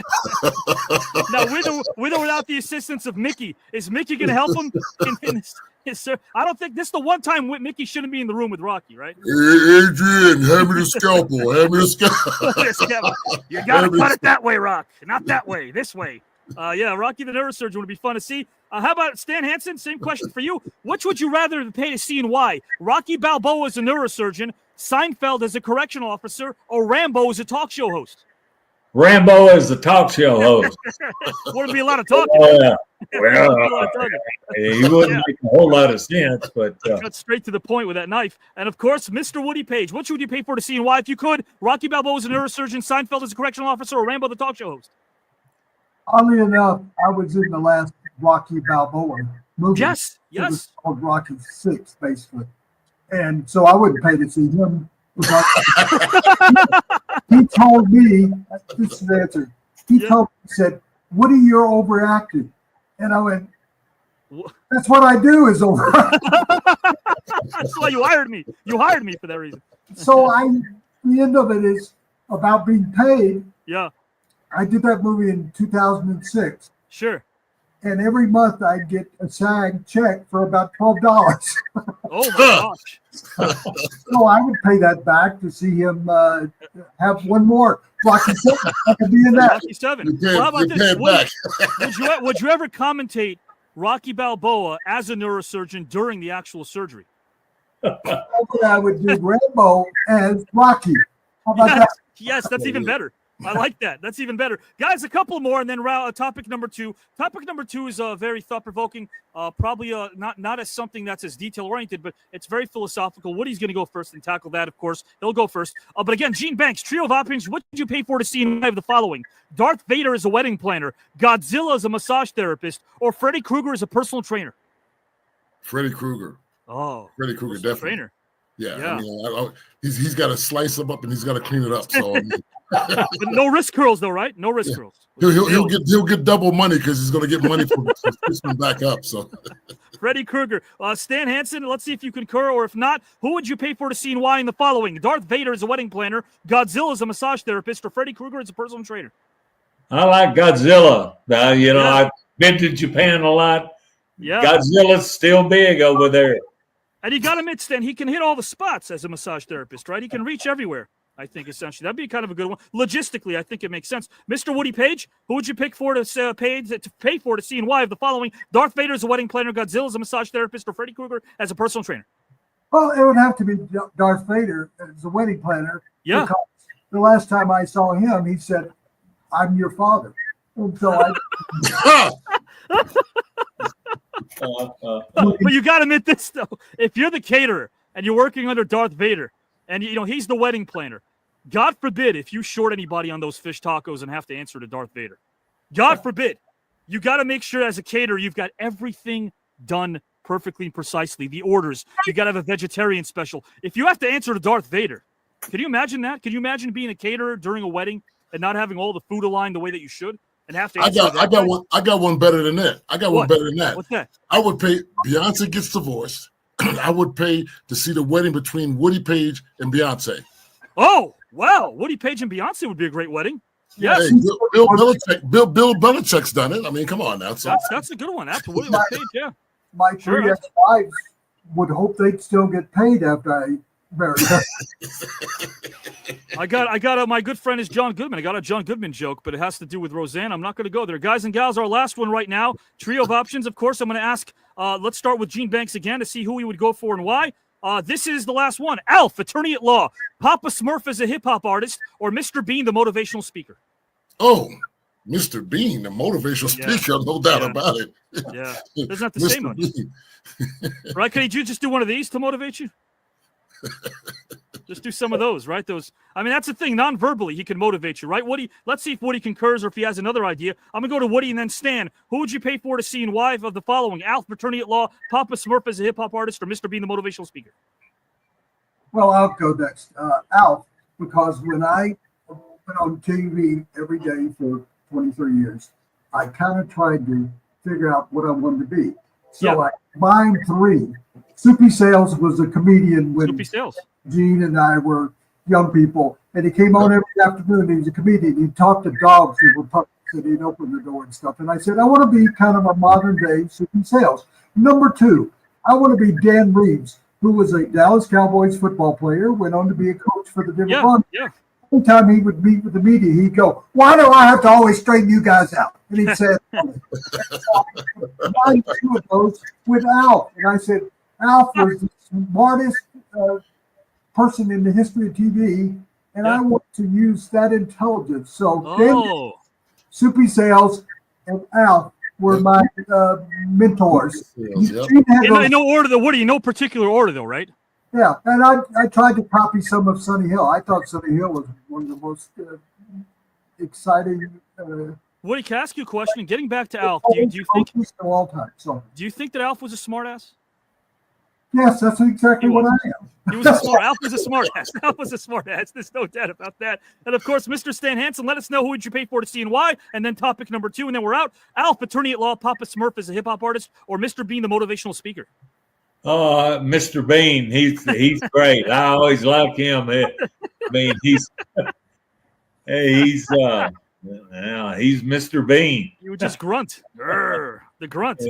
Guys, here, you know what? Screw this. The last one. I gotta slip this in here. Woody, we'll start with you. Who would you pay for to see and why are the following? Beetlejuice as a runway model, cast of Goodfellas as studio audience members on Jerry Springer, or Jason from Friday the 13th as a professional ice skater? Last Halloween, I actually dressed. You can look it up on the internet, people. I was Beetlejuice. So, wow. I don't have to pay to see because I could reach over here and show you his wig and wow, that's incredible. So it would be obviously yeah, sentimental favorite. There's others I wouldn't pay to see them for 2 minutes. So if Stan, you're not going to bed with that, are you? That's like your pajamas now. There was the one lady. Oh my gosh, it's a damn good way to scare the neighbors. Guys, speaking of these options, you guys don't be scared. Don't be scared. Don't be scared. Play along as well. I'm going to go to Stan Hansen on this and then finish with Gene Banks. Stan, which would you pay for to see and why of the following? Beetlejuice as a runway model, cast of Goodfellas as studio audience members on Jerry Springer, or Jason from Friday the 13th as an ice skater? Jason. Jason is an ice skater. Yeah. Yeah. It's time he does something, right? He doesn't do much. He doesn't really do much in terms of cardiovascular exercises, right? He kind of just lets it all go. I think Jason could benefit from ice skating. I like that. Yeah, and I think so. We could all benefit from Gene's response. So, Gene, Beetlejuice is a runway model, cast of Goodfellas as studio audience members on Jerry Springer, or Jason from Friday the 13th as an ice skater? This is an easy one. Okay. Goodfellas, man. Goodfellas. If things go wrong in there, hey, get out of here. Get out of here. Hey. Like during Jerry's monologue at the end, right? During his monologue. That's awesome. I can see the mugging in front of the camera over his shoulder, just mugging. Do you think I'm humorous? Do you think I'm funny? That's what I tell him. That's exactly. That's it. That's perfect. Funniest line had to be during the dinner when Joe Pesci and Robert De Niro are having dinner, and the real life mom of the director. Remember gosh, I'm in this business and I don't know his name. Scorsese. Scorsese's mom played Joe Pesci's mom in Goodfellas, and they're eating dinner. And at some point, De Niro's talking to Pesci, and he's talking about his wife, and then Scorsese's mom looks at Pesci and she goes,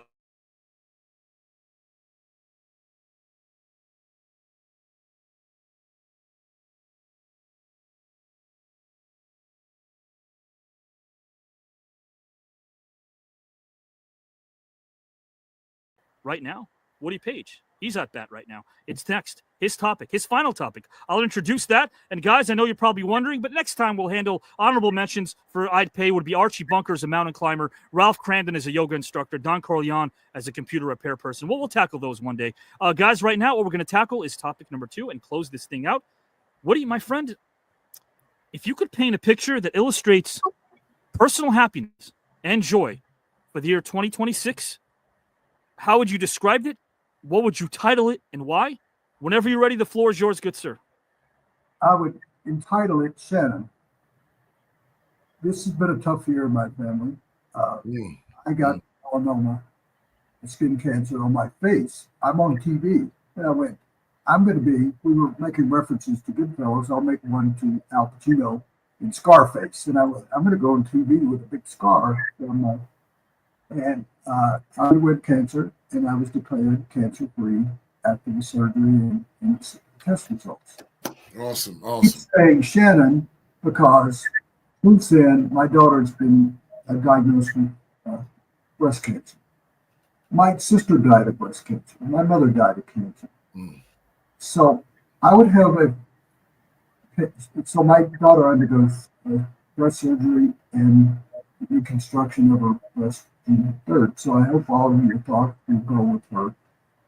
Not all your thoughts, but if you have a thought of Shannon. So the painting in 2026 of happiness would be that my daughter's cancer-free, that I'm cancer-free, that we have a memory of my mom and my daughter. Everybody in this country would be aware. In November, it's Breast Cancer Awareness Month. We're here in May. But every month should be Breast Cancer Awareness Month. Stan and Jean both talked about the loves of their lives being women and women's rights. There's nothing more valuable, nothing more soulful, nothing more heartful than the women in our lives.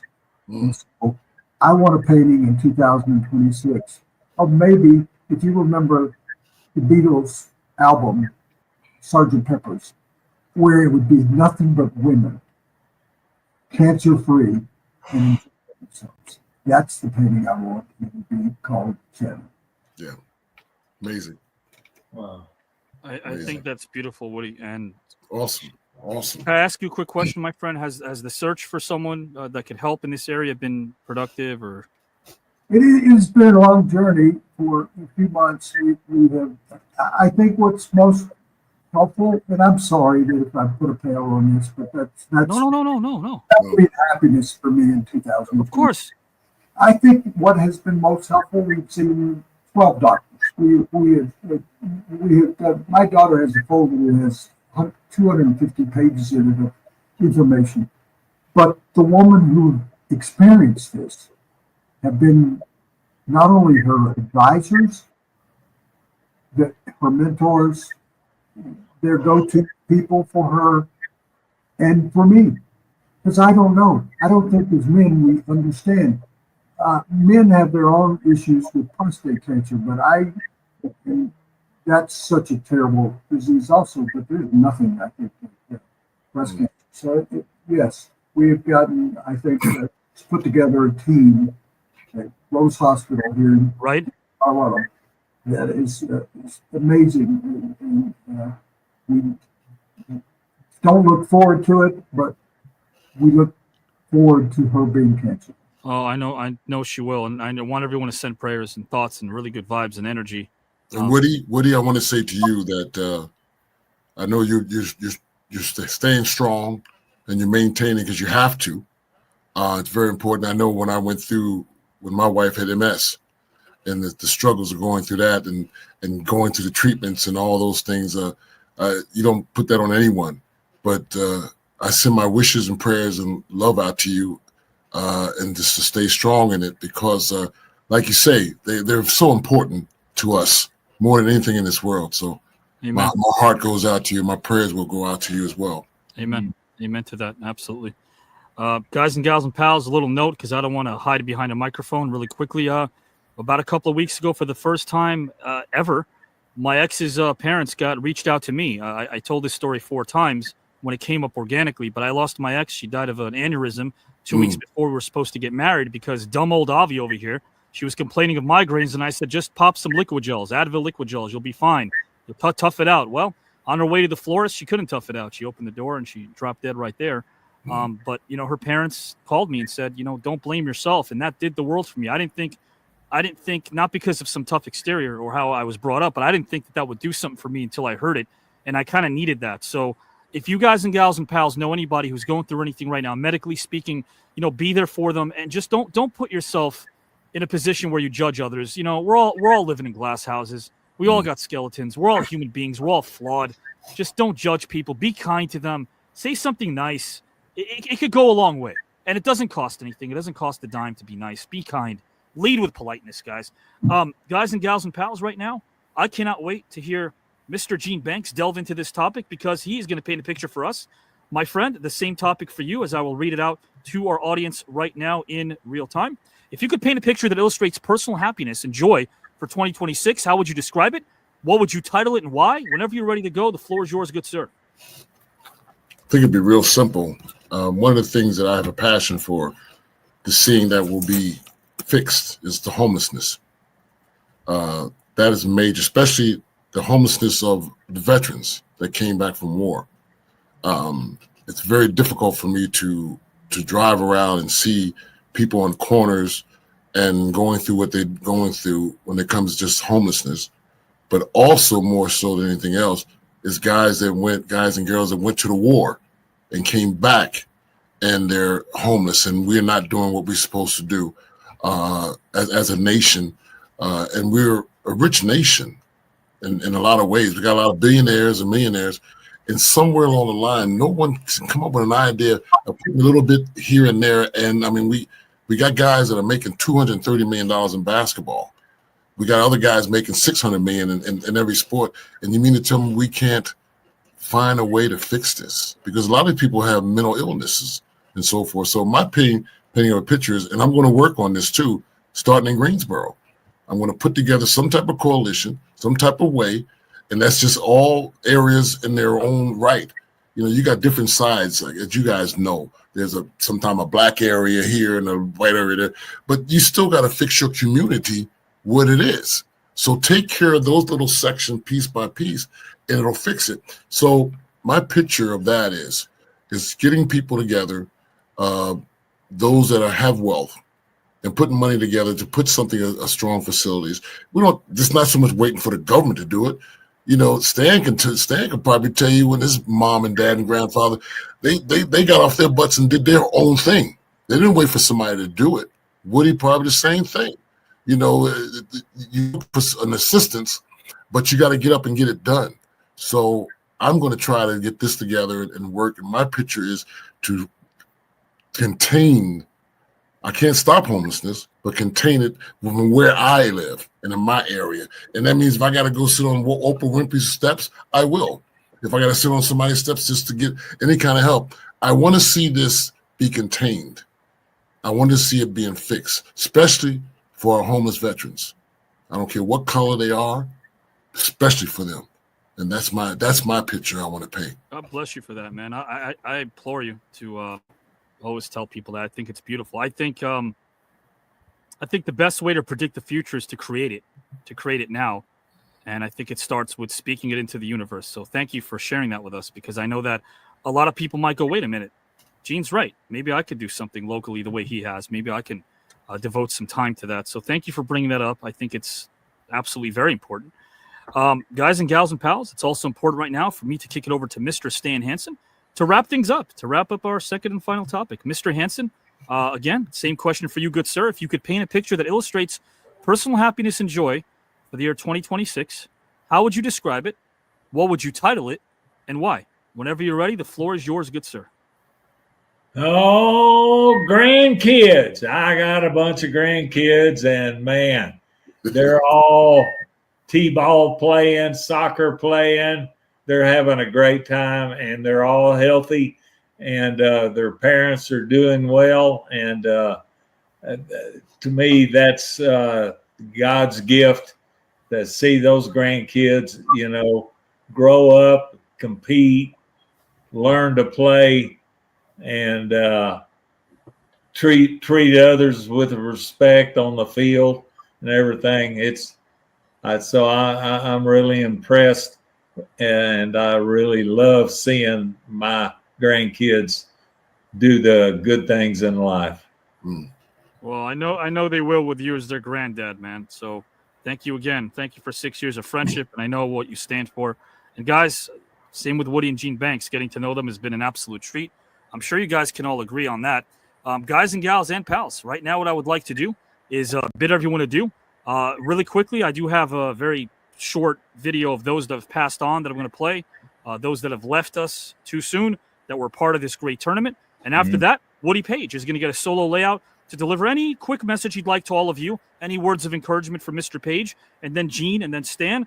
Guys, this is a quick video of those that we've lost. Trio of options for Gallagher, more underrated than why. Sauerkraut, Henry Kissinger's deep, soothing voice, or dogs wearing sweaters?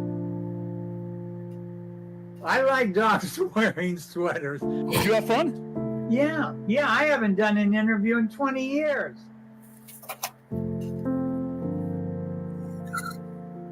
Mr. Sizemore, first name Tom.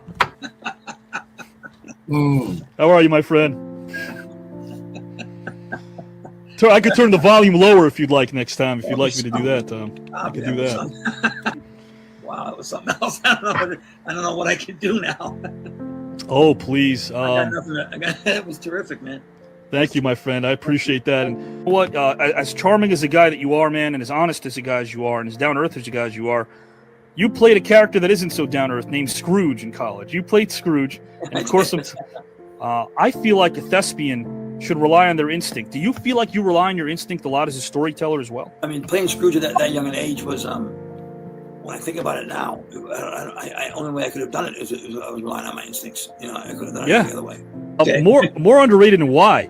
Unicycles, Italian men named Skippy, or sophisticated dinosaurs?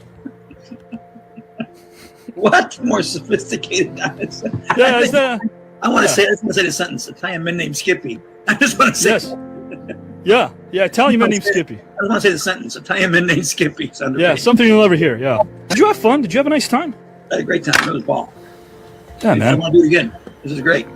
I just think it's going to be, a lot of fun for people. I don't think people like this on the air. I don't think really. No, there isn't. I just think it's going to be I'm very interested in how people respond to it. Because I know it's going to be interesting and see if people tune in and stay tuned in, and I really hope they do. And I'm all yours, bro. Let's go out and make this work. All right. I'll talk to you soon. Okay, that was bye. Tom's last night on this planet. God rest his soul. Wow. I teach a workshop, and one of my students finally said about my class about iambic pentameter. He finally said, I got it. And he was excited. And it was both his elation and those 3 words that make it worthwhile, right? Amen.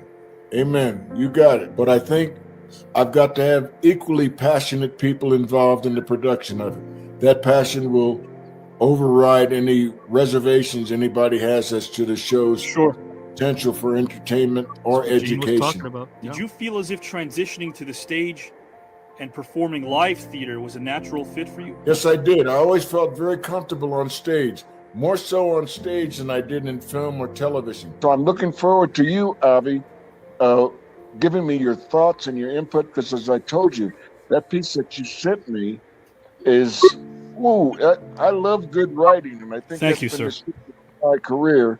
And this is a beautiful piece of writing, as I said. I'm referring to the piece that you wrote me. You're onto something because you're a writer.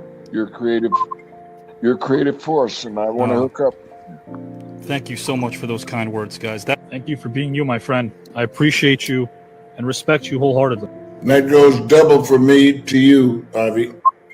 What a great man John Amos was.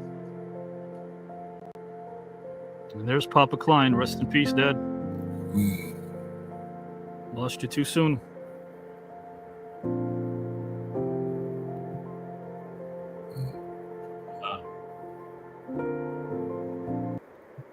I told my pop about Stan Hansen because my dad was alive when Stan, of course, has been with us for years, and he really wanted to shake his hand. And definitely, I think he would love to be able to sit with Woody and Gene because he was not only a basketball fan and aficionado, but watched a lot of Woody on ESPN. And I also like to think that as sappy as this sounds, rather be sappy than cynical, our loved ones right now are kind of getting together up there and talking about what we just did right now. They're talking about us, and they're saying, I don't know, maybe Gene's got some fans, some relatives that are no longer with us that were North Carolina fans going, hey, man, what's he wearing all that Duke blue for? Who knows? That could be the case. My dad is trying to convince some of those relatives, why can't we get my son to shave this stuff?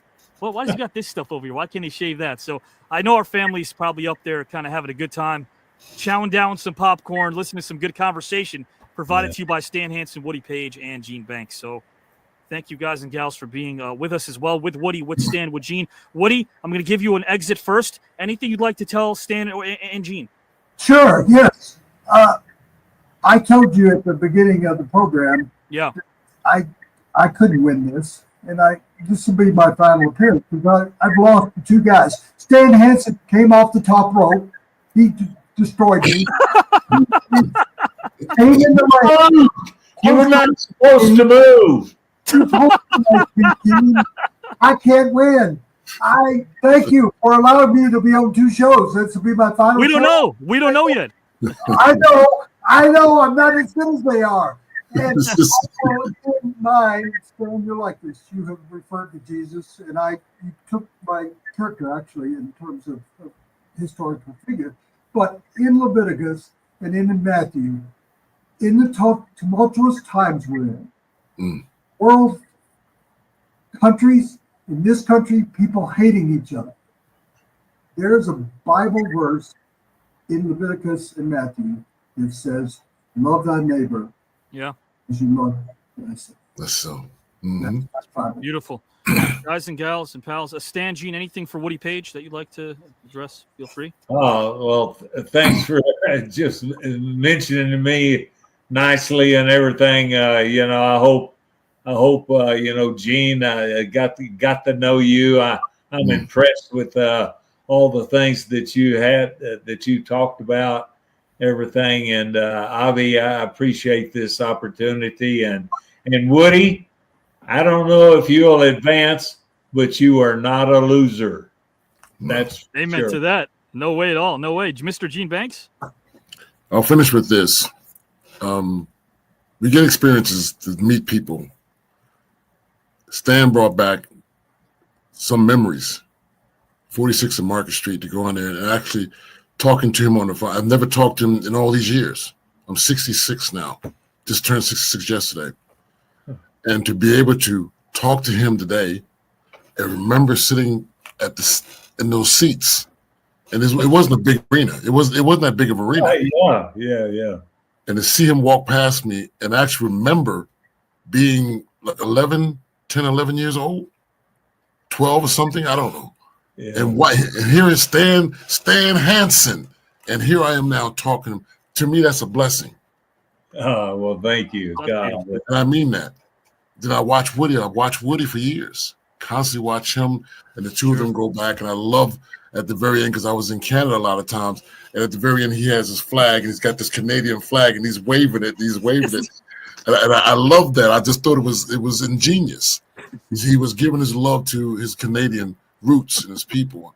So to be able to hear and to sit here and talk with him, and then also share his story, it makes me want to sit back and feel appreciative of who I have, and also know that my love needs to go out to share that energy so that he can stay strong. So I'm very thankful for this show. Whatever I go on and don't go on, I got a chance to at least talk to Woody, say hello, and see Stan and say hello. So I'm blessed. I'm thankful.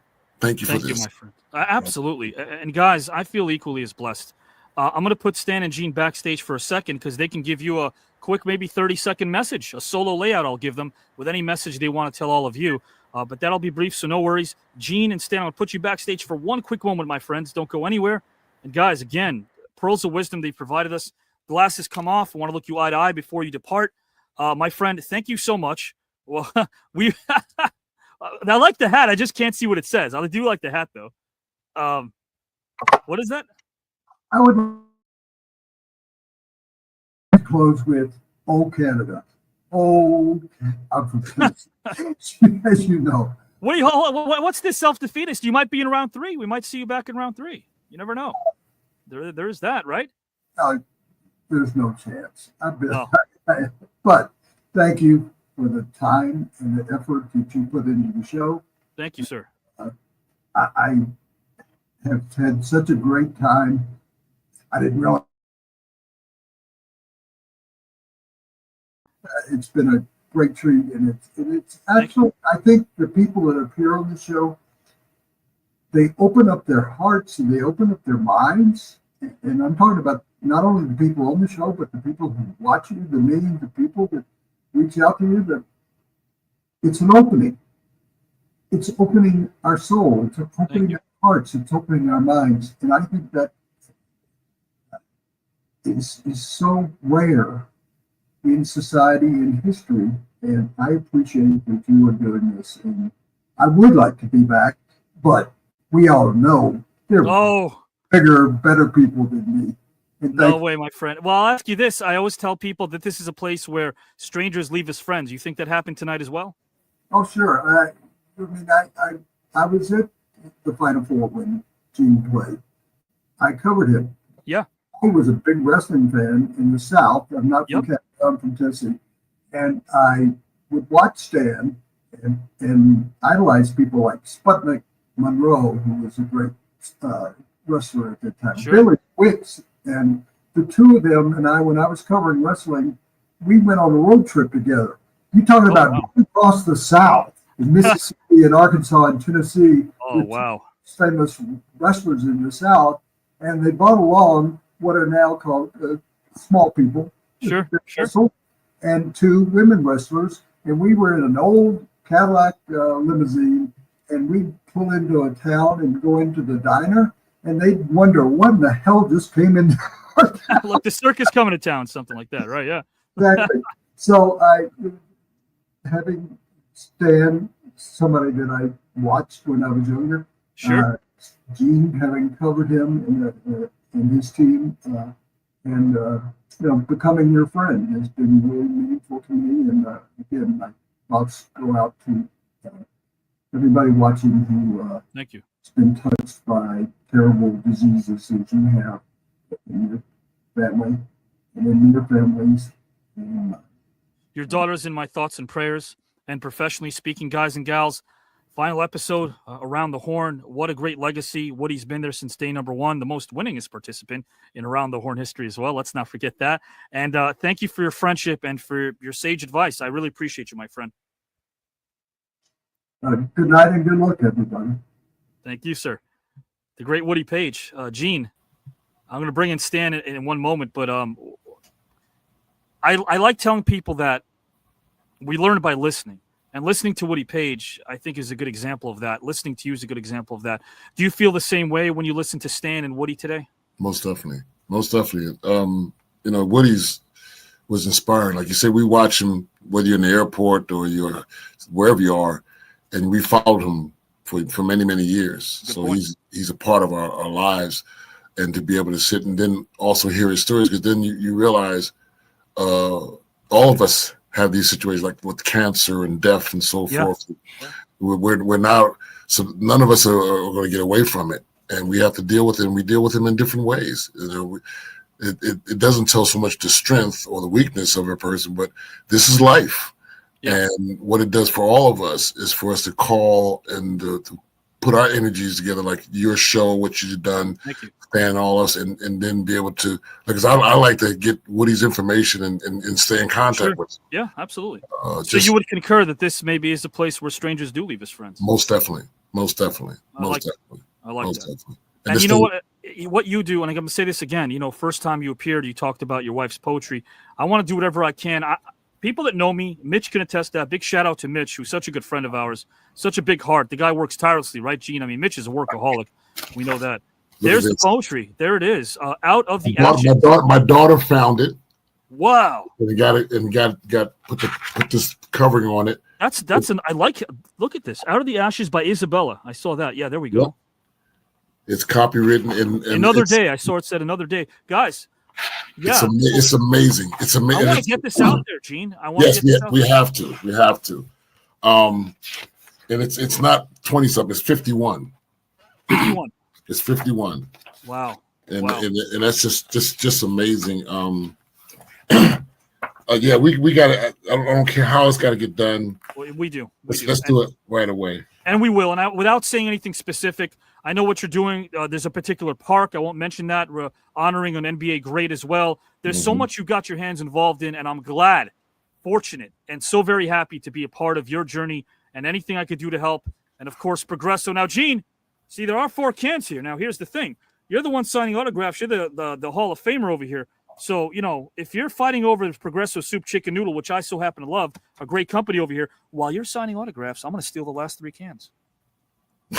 That's what I'm going to do. I can let you get that last can, Gene. I love that, man. I love that.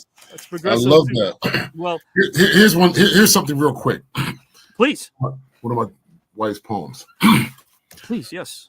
It says, say it ain't so.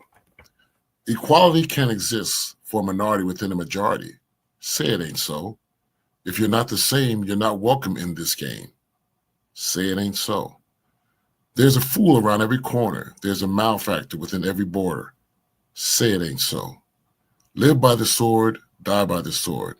Violence perpetrated by the appropriate cause deserves an honorable reward. Say it ain't so. 2 at the top is 1 too many. For me to win, you must lose.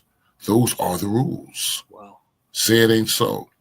A person of conscience finds it hard to obtain power and wealth. A person of power and wealth finds it hard to honor the conscience within himself. Say it ain't so. Only the strong shall survive, casting the meek and the humble aside. Say it ain't so. A child wishes upon a star for goodness to travel no matter how far. Oh Lord, please let it be so. That's from my wife, Isabel. Thank you for sharing that. I'm going to leave you with this, my friend. That's beautiful. We got to get this out. Do you have a nice time tonight, my friend? Had a great time. I mean, I'm being serious. The Stan thing was one, and then Woody, because we see Woody. Sure. To be on with the two of them, whether we go, like you said, whether we go on or not, this has touched my life. So thank you so much for that. Well, I want to tell you something before you depart. Your presence is a present. It's a gift. And I mean that because you put people at ease. I'm going to give you the whys instead of just giving you quotes. You put people at ease. You feel like someone I've known for years. That's the kind of person you are. Yeah, you don't judge people, man. You meet them. You listen to their stories. You offer positivity. You're a great soul, my friend, and thank you for joining us tonight. Thank you for having me. And be safe and be strong. Sir. Okay. You Bye, too, brother. Friend. As long as the Knicks win. I'm pulling for them. Thank you. Gene Banks, the great Gene Banks, guys and gals and pals. Man, Stan, how could you not listen to Gene Banks and not get inspired, right? Yeah, really. I mean, I'm really impressed. To be honest, I'm not a NBA basketball fan, or I know a few, but anyway, it was really great to see him and get to know him through our conversation and everything. Quite a class act, and I was happy to be there to listen to him and Woody Paige too. I don't know people, but I seem like I know them now, and that's the thing that's good about your program. We get to know somebody new.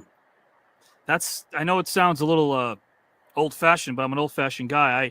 One of the reasons why I did the show was because I wanted strangers to leave as friends.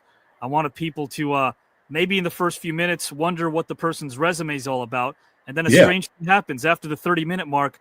We don't really care about the resume; we care about the person. Yeah, it's so true. I just enjoyed conversing with you as usual too. Thank you.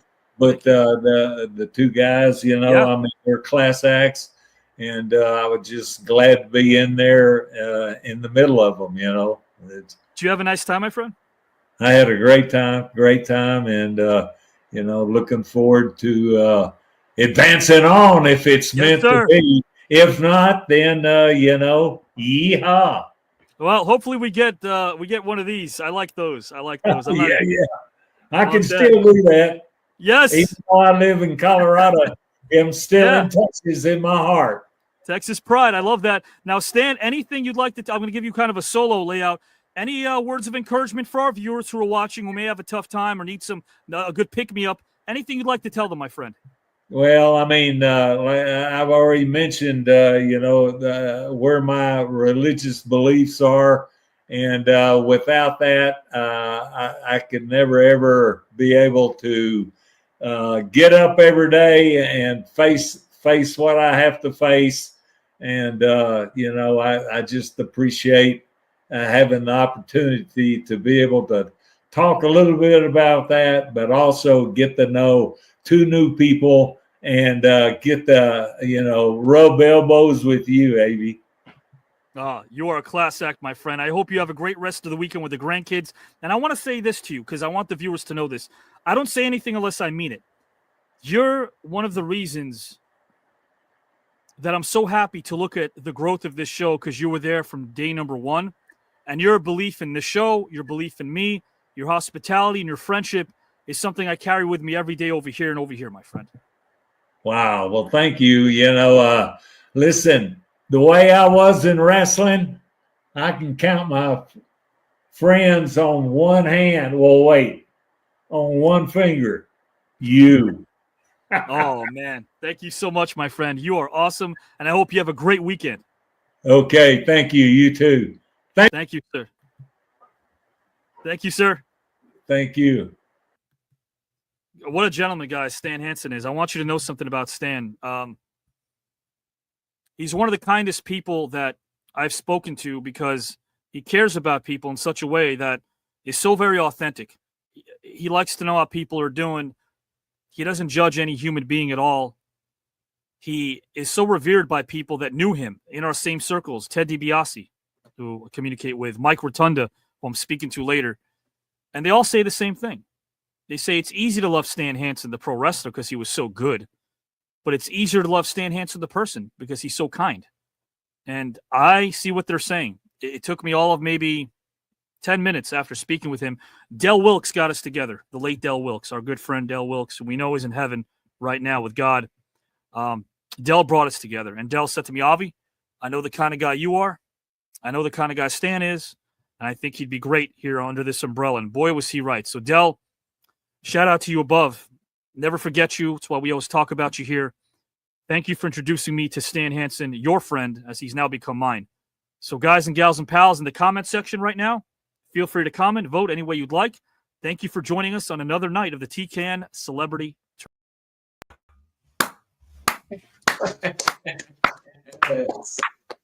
Woo! Woo! Woo! What a phenomenal show! Oh my God! Bam! Bam! Yeah, you guys seem all happy, like, oh, I know exactly what I'm voting for right now, because I don't. I mean, that was. I took notes. I'm ready. It's gonna be difficult. It's gonna be difficult. I'll say that. Yes. Truly. It is every week. But it's just going to be a walk in the park. I agree with you. I hate to, Howard, but I agree with you. This is tough. Every time I'm on here, they get tougher than they were the last time. They absolutely do. And they were so detailed this week that combing through everything they said, every little word, every little syllable, every little punctuation mark might be the difference this week. It's going to be real hard. I mean, Stan was just, so natural and down to earth with everything he said. Woody spoke, and to a degree with his answers, he was there. He knew these people, and Gene was just obviously had done so much research, had his ducks in a row. It's three different styles, but which one was better than another? No, that's highly relatable. I mean, especially with having, and by the way, John. Just vote for Stan right there. Right there. All right. Right there. So that first vote on topic one is Woody. He was so deep and educated in his answers. Thank you, Classy Times. Thank you for that. And second vote goes to Gene Banks. He was so inspirational. I agree because everyone had their whole thing. Power Store Incorporated. Woody is my vote. And is that for both? Right. Or topic number one for Woody for Phil Donahue.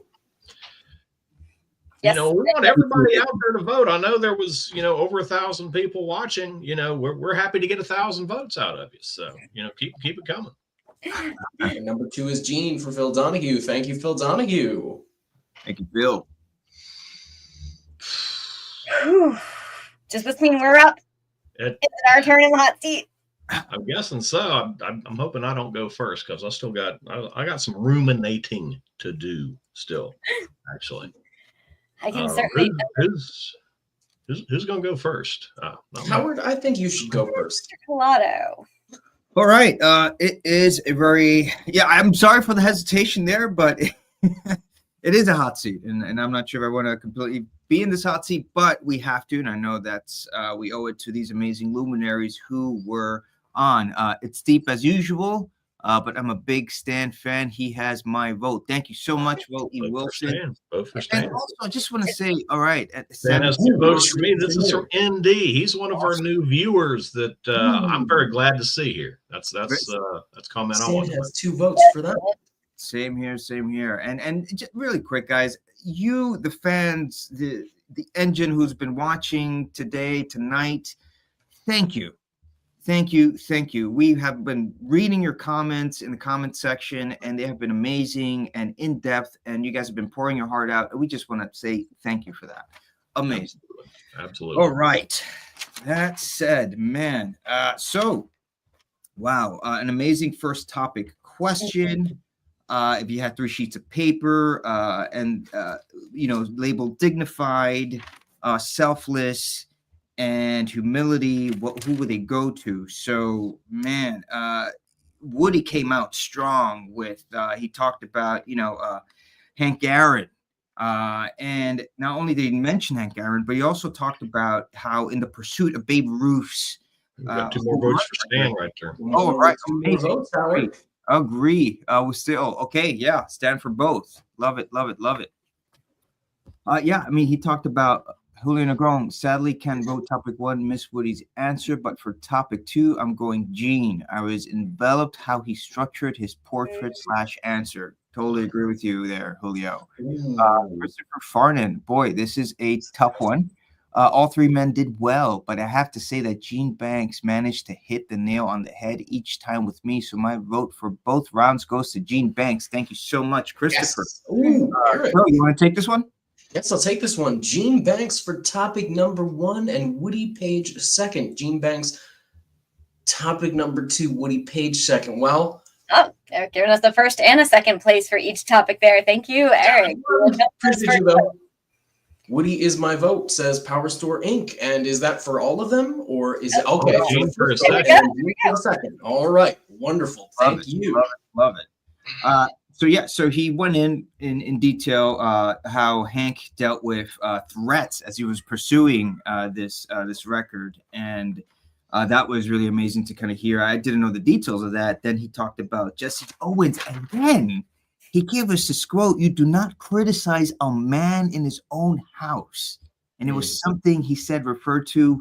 We all know who. That blew me away. And then he mentioned Mother Teresa. And how she devoted her life to the poor. Gene Banks, man, he talked about Fannie Lou Hamer and her amazing work in the civil rights movement. He talked about Pope Francis and how he was really trying to kind of create conversation with different groups and fought for inclusivity. And then he talked about Novella Williams, was also there, fighting in the civil rights movement as well. Stan came in, talked about Billy Graham and Jesus. I mean, for Selfless and other family. Boricua Baby. Woody for topic 1 and Stan for topic 2. And I love his hat and yeehaw! I love it. All right. My vote is going to go to Woody Paige for that first topic.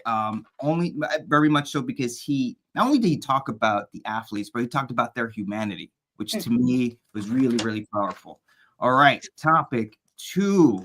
If you could paint a picture of personal happiness and joy, what would it look like? I'm going to cut right to the chase on this one. I work with middle school kids. I watch them. There's a great joy I have in working with them. And when Stan just talked about his grandkids and just the image of Stan, the beautiful man he is, with his grandkids and having that interaction, to me really touched my heart. So my vote's going to go to Stan for the second topic, but not an easy choice. All 3 gentlemen did amazing. I can't even finish. Joe, I believe you are next on the hot seat, my friend. Yes, Howard. No, it is difficult, but I've come up with my 2 votes. And for topic number 1, I'm going with Woody. I think that he gave a very historically accurate and critical look at what was going on to each period, specifically for Hank Aaron, where he was in the Olympics, for humility with Jesse Owens, talking about that. And which I apologize, it was Jesse Owens in the Olympics, and it was Hank Aaron as a baseball player and his records that went far beyond. And on top of that, we have a selfless for him, which was Mother Teresa, which I didn't know that she was the type of person that had 130 or taken care of over 130 missionaries or so, and what necessarily her purpose was in the world, because it's just one of those things that sometimes if you don't hear about it, you don't fully understand the weight of how that person influenced someone's life. And I love how he did that for the 3 papers topic. So topic number 1 is Woody Paige. And then for topic 2, I vote for Gene Banks because he resonated with me when he discussed that as a country, we have many people who are wealthy, people who are able to have the ones that are in the sports that we love to watch, and they're able to make so much money and have a way to advance in the world. But then we have people that have been sent off to fight the wars that they didn't even start, and they don't get a say in how they're able to interact with the world around them once they come back from fighting the wars, and they're treated quite terribly, in fact. So for him to say that there needs to be some kind of change to make that, and his eagerness in the way that he stated his opinions, he sounds like he also is going to make a very valid change in that field. So my vote for topic number 2 is Gene Banks. So next, it is up to you, Kelly. You are the third. Oh, well, hopefully I'm done thinking about it, right? And hey, everybody out there, if you've not voted, get your votes in. Your guys' count just as much as ours do. We just get a little more windy about it. So topic number 1, I think this is one of Avi's better ones, as it kind of broke the mold a little bit. The sheets of paper with the one word, and you hand them to an historical figure, and in effect, they become that word in essence. They become the avatar of humility, the avatar of selflessness, the avatar, etc. Of course, my mind went in an opposite direction. I was saying, because I always do that when I hear these great topics, is how would I handle this? And my first thought was I would go find the most horrible people in history and force them to turn the other way and maybe improve. Obviously, not the way the night went with our 3 competitors, but I loved where they went. Woody went first, and like I said earlier, it's like in some cases he was there. He got to speak to these people. He got to talk to them. Went where they were, and it was just so conversational from him, but so full of facts and education. And he talked about how they endured and survived the trials and tribulations, and how that part of their personality, the humility, the dignity, the selflessness, let them really quick, Kelly. Sorry to interrupt. Oh yeah. We got a vote here from Julie. Got to go with Stan, who moved me and is so real. Thank you so much, Julie. Very awesome. Thank you. Yes, thank you. Thank you. So I think he really. Oh, I'm going to read this one since I had a pause there.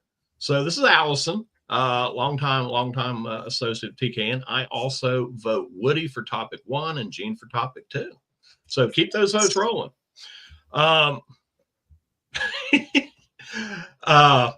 So yeah, Woody, I mean, after he went, I'm thinking there's nobody that can actually beat him.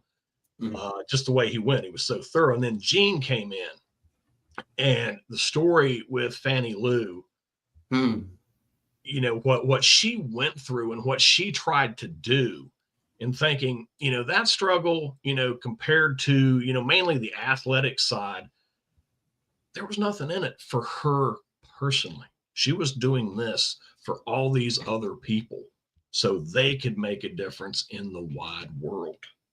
And that's kind of how his theme continued right up to the lady that was like their neighbor. And like, Rosalind Carter stopped by and all the stuff that she had. And I was had my mind blown with that. And then we get over to Stan. And he went the simple route on this one. He talked about Billy Graham. Jesus made his 101st appearance on TKN, which is fine. I think he left us hanging just a little bit that, that encompassed everything for him. That's all he needed, which I think is, one heck of a statement of faith. But after digesting all that, mulling it over, I'm going to have to give my vote to Gene on topic 1. I just think the way he approached it with the people he chose had just a much broader scope. as detailed as Woody was than what Woody had. So my vote for topic 1 goes to Gene. Topic 2. This was discussed, in a little shorter interval than topic 1. And again, it started with Gene, and man, my heart went out to that dude. Talking about cancer, losing people, being affected personally yourself, not only your family, but yourself. And that resonated highly with me. It's not been too long ago we lost a family member. It wasn't cancer, but still that thought, and how that feels, and how scared it is to see that happen again, or to know that you're going to have to check out and leave people, without what you do for them. It hit me pretty hard. And Gene went next, and his was again a broad scope. Homeless veterans. It's an issue. It is. There's literally millions of these guys across the country that signed on the dotted line to basically surrender their life in defense of everything that we as Americans hold dear. Monday, we celebrate a holiday for those that did make that ultimate sacrifice. And again, the scope of that, and his, later he kind of said, just to make a difference in his own community was huge. And that hit me. I'm a veteran. I feel very thankful. I've never had to be homeless, but I've known homeless people, veterans and otherwise. It's not a fun situation. So two tough guys there to follow. And then, Stan the Man, Hansen, Stan the Lariat came in. And his was just so simple and pure. His grandkids. And, if all of us are lucky enough, we're gonna be able to say that at some point. I've got kids. I have a lot of friends that have grandkids. I'm a little behind the power curve. But just the way he expressed it, it was the simplicity and the pure joy of it. He just stole me with that. So for topic 2, I am going to go with Stan Hansen on that. Giselle, you're the last one left, so wrap us up.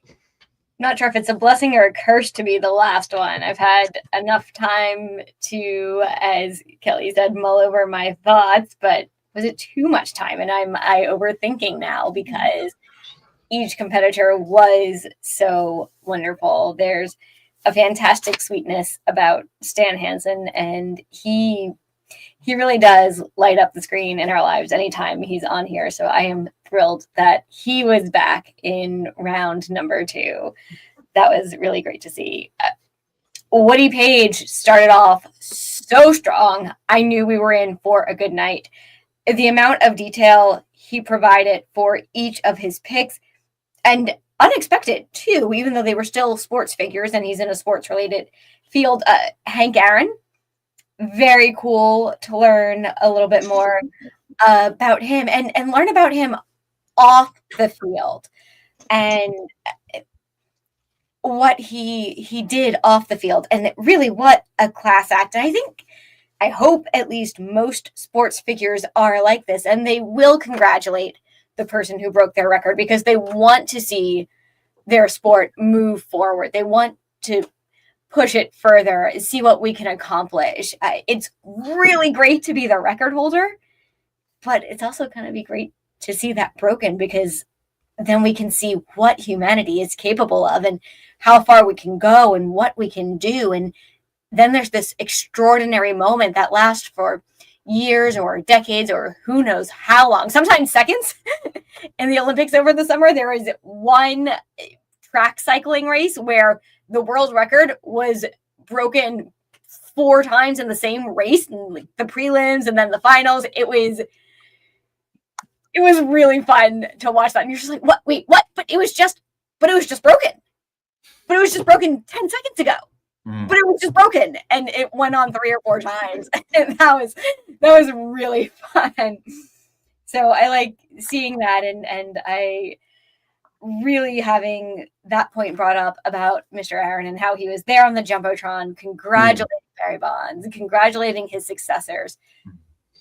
that says so much about character. And so that's a great pick for dignified. And then Jesse Owens with humility, showing up,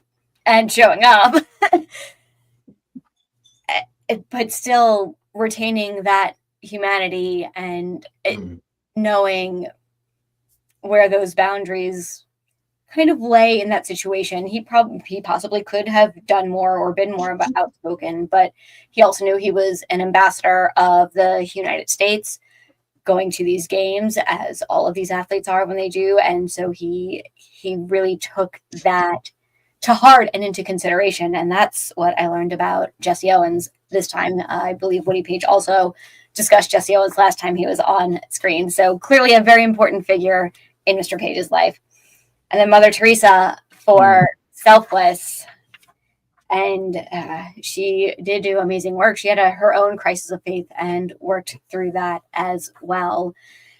So those are some really great picks there. And then Mr. Banks came in, and I was not expecting anyone to ever talk about Fannie Lou Townsend Tammer on this show.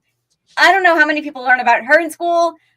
I did a paper or a project on her in grade school. We definitely learned a bit about her, but learning more and more, and her fight for the rights of everyone to vote and get their voices heard, and fighting through those obstacles, really making such a difference for so many people. And then Pope Francis, who recently passed away, and he went into all of this research on Pope Francis, a Jesuit, the first pope to take the name of Francis, because generally when popes are taking their name, they take the name of a saint or a predecessor who they admired, whose work they're in line with, resonate with, as we do here, and they want to continue. I don't know that he could have picked a better example than that at this point. He was always among the poor. He took public transit when he was in Argentina. He took public transit everywhere. He wanted to be among the people. So he didn't use his positions for any kind of power or protection. He did, yes. Gene really did his research. Stan brought the heart, Woody the mind, and Gene the soul. Perfect lineup for sure. I agree, Power Store. And then Novella Williams, a name I've not heard before. So now I get to go learn about somebody new. So that's exciting because she sounds like a fantastic person for selfless. And then Stan comes in and very simply talks about Jesus and Billy Graham. But for topic number one, I am going with Gene Banks. He always gives us a great history lesson on people we don't expect and people we need to know more about. I need to team up with him when Unsung Heroes returns as a segment, because he's got some people I need to learn about and we all need to know about. Topic two. Whew. Another difficult one. I really liked Woody Paige's image of album cover of Sgt. Pepper's Lonely Hearts Club Band with all women who have defeated cancer. Like, what a great take on that. Just this collage of various people in various stages of life. I myself have a sorority sister who passed away from breast cancer. Many other people, very young, yes. So seeing all of these people, like, what a great mental image that is for me, and still gives me something to smile and laugh about. I really enjoyed what that conjured in my brain. And then Mr. Banks comes in and discusses how he can make a difference in his own community. It doesn't have to be worldwide. We can start small. You can take that difference. You can make it in your own way, at your own level. It doesn't have to be global, but getting out there and doing, and on a topic that really needs a lot of attention brought to it and a lot of care. And Mr. Hansen, just again, simple and sweet. His grandkids. Lou F. And, hi, I'm Lou. See, I'm commenting, voting for my friend Stan Hansen because my heart moved. There you go. Lou? Thank you. Thank you, Lou. Could not agree more there, Lou. And Killer Purple Giraffes, Woody for 1 and Stan for 2. Awesome. Thank you, Killer Purple Giraffes. Will E. Wilson, Stan has my vote for question 2. Thank you for voting. This has been very good, very informative. John Wilders, did you get your votes in earlier? If you haven't, this is your last chance. Get your votes in. One of these great gentlemen will be eliminated this evening. I will shed tears for whoever that is. And with that, I am going to vote for Mr. Banks again for topic 2 because he really did paint that picture for me. And I could see the progression of where we are and where we could be and how that would make him happy and how that solving that problem and working towards solving that problem would be the happiest day for him. So Mr. Banks gets my vote on both topics. Mm. Hello to you, Lou. Yes, Lou. Thank you. Appreciate you, man. Appreciate you. Stand for me for 2, says Oh, John. my God. Okay. Nice. Lou is not the first one to say that Avi needs to be his moderator or someone needs to stick Avi in their pocket and carry them around for any time they have a gathering, a meeting, a conversation. Yeah, okay, I got you. Yeah, I didn't think about You that. can hear it in all our intros. Yeah, it's all about the intros. Have you seen their reactions after these intros? They're amazing. What else is amazing is our outro. We are tallying in the back. We almost knew who is going to advance and who will be eliminated, but stay tuned for the outro. Yes. Because that's when we get our look at the next match. Wait, do we see that? Don't go anywhere. Guess what? In the tally. Guess what? In the strolling ticker. Guess what? And now it's gone. Where'd it go? I don't know. Where's our tickers? The Results results. are in. Whoa, whoa. Results are in. Oh boy. Wow. And I know we didn't see every vote. We know how we voted. Oh, you know votes can and I'll be say this. I'll say still, this. Man. It's I don't know what direction it's really going in. I don't. It seems like the fans really resonated with Stan, which is a beautiful thing. But it's all three gentlemen brought so much heart, so much energy, so much of their souls. I mean, it's who wants to see any of these guys go home? I don't, but one will, and that is going to. Oh, I'm gonna cry. I'm gonna cry when that happens. Competition. That is competition, guys. Who's gonna win? It is. It Who's is. gonna win? And, the thing is, all these guys are competitors, and they know that. Now, is the guy that goes home going to be? Oh well, I don't think so. Even Woody, he was a little blasé. I think that was Woody playing a little bit of possum right there. To be honest. Strangely enough, I think we had him. I think we had him at number 1. Yeah, I think so. He was definitely up there. Okay. So, You ready? We're gonna find out soon. Countdown from 10. Come on. go Joe. 10. 9, 8, 7, 6, 5. 5. Okay. 4. 3, 2, 1. See who it is. Going around 3.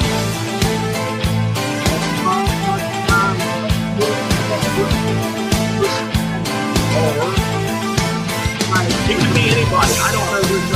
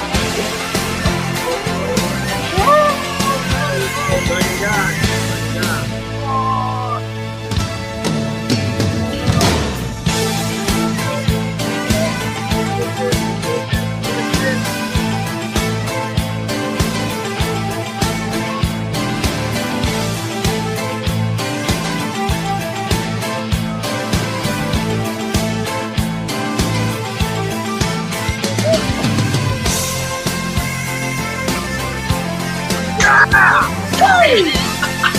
Yes! Yes! Yes! Woo! That's all. Wow! Yes! Woo!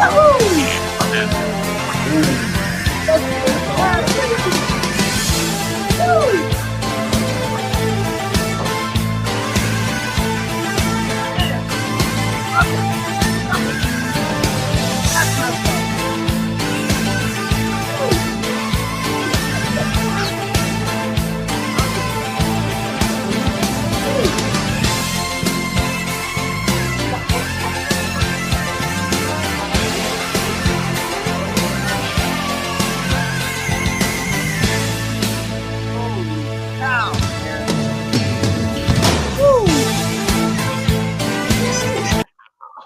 Ah, Right there. whoa. Right there. Guys, we Wow. have to give him an official, you know what, okay? And Okay. 3, and 2, and a 1. Yeah! Wow. Woo! Well, Oh wow! I would, oh my I would have goodness. never considered, even if Stan didn't make it, wasting that green ticket. I'm very happy, win, lose, or draw, who I gave it to, but to see him go through, man, that after getting to talk to the guy, I got to sit there and actually speak with him, That was and intense too. we talked a little wrestling, and yeah, I can't be happier. I hate to see Gene Banks go though, man. He deserves to be there, but Oh, yeah. Howard said, it's competition. It is. But the four of us are not always going to be here as competitors. We're not. You know, that's so true. That's so true. Actually, that reminds me of something. Giselle, Howard, can I have the screen with Kelly for a bit? I just want to have a talk with If Avi's We're live. okay with Avi's that, fine with this. okay. Avi's fine with this. Here we go. Okay. All right. It's a little unexpected. We're having I had something I wanted to bring up to you, and I talked with Avi, and I gave the basics, and I want to go over this with you. Okay. And here's how it's going down. I'd like to mention that. So I love your lives. You've gotten fantastic lives, and 6:30 every week, generally 6:30 every week. But what I've noticed about your lives is that you've always referred to yourself as the king of the black box, when you know that at one point I used to host the black box, right? Oh yeah. And the black box, look, here's the thing. The black box is a show that, for those who are unaware right now, the black box is a show that has exceeded in some episodes of the green room recently, even the celebrity tournament. I think you're referring to 2,200 last plus week's views. episode. Yes, 2,200 plus views. Okay. Yeah, that's for its debut. And I'm happy about that. No, why I'm happy wouldn't I about be? it too, but there's one issue. There's an issue. Okay. The thing is that you're overstepping. You see, why do you always refer to yourself as the king, especially when you have participants that will be working with me, like Matt Fink, someone who's on my team, like Matt Fink. And by the way, he's a doctor. So I would, in the future, prefer that you don't call yourself the king, when there will be a new king now, King Joe.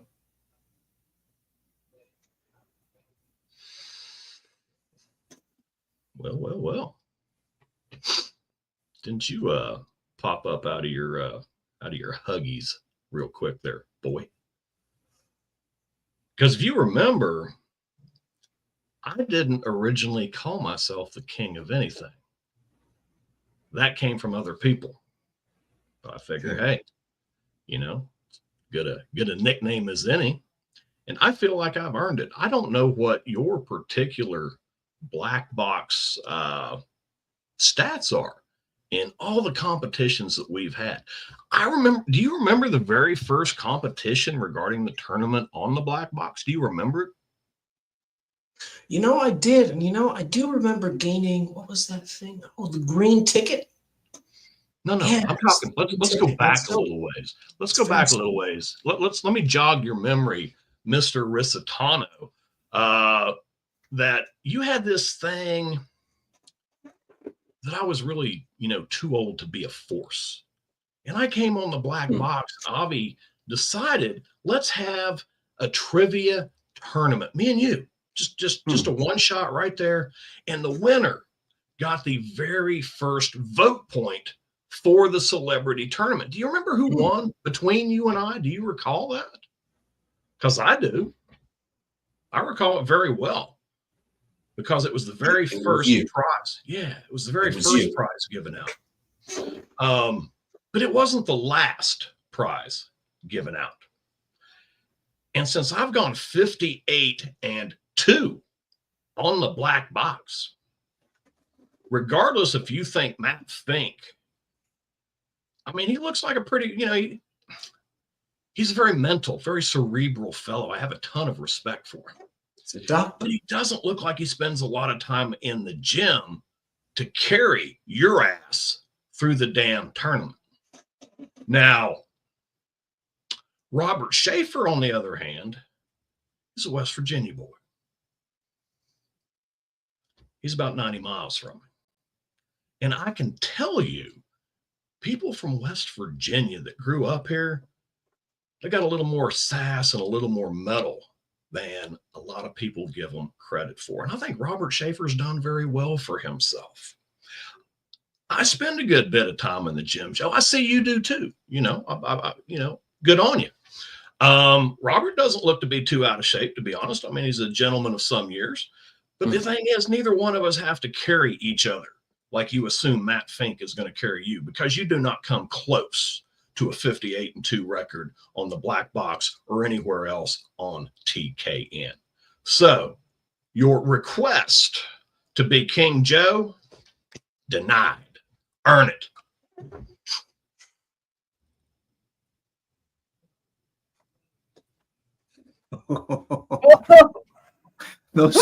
Those are fighting words. Here's a saying from West Virginia, Joe Resart. Don't start nothing. There won't be nothing that you started. Oh. Well, Mr. Joe, Kelly, you're not looking too happy right now. let me put it this way. Sounds like it went the way you wanted it to go. Person in the back, pull up my flyer. I got a statement. 4-1 hosting. I'll come back for that, Kelly. Matt Fink and I will come for that. Yeah, when there's a hosting competition, I'll get worried. No, Meanwhile, we'll get it. We'll get it. Okay. Stay confident. Okay. Like I've told 1,000 people, I'll see you in the ring. So, tag team or not, I've done it all. We'll go. Yeah. Howard, what do you think of this little exchange we saw here? Well, it's very heated. Both gentlemen speaking from the heart, and well, look. I will address this. You want to know why they hate each other. Okay, Lou, I do not hate this man over here. I don't hate him. I do not hate him either. I respect him, but I don't respect this childish claim to fame out of the depths of nothingness. Put something on the table that shows you deserve it. We'll talk. But better yet, why don't you just earn it like I did? You know what? I always respect when the roots grow far to the ground, or in this case, grow minimally and collect dust from the mulch in the playground. So you know what?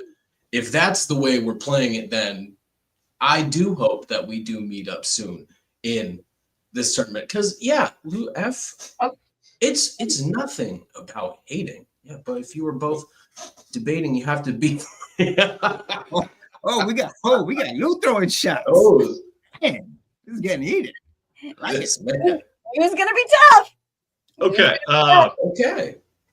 So how Okay. would you feel I- if you were facing one Lou? I appreciate that.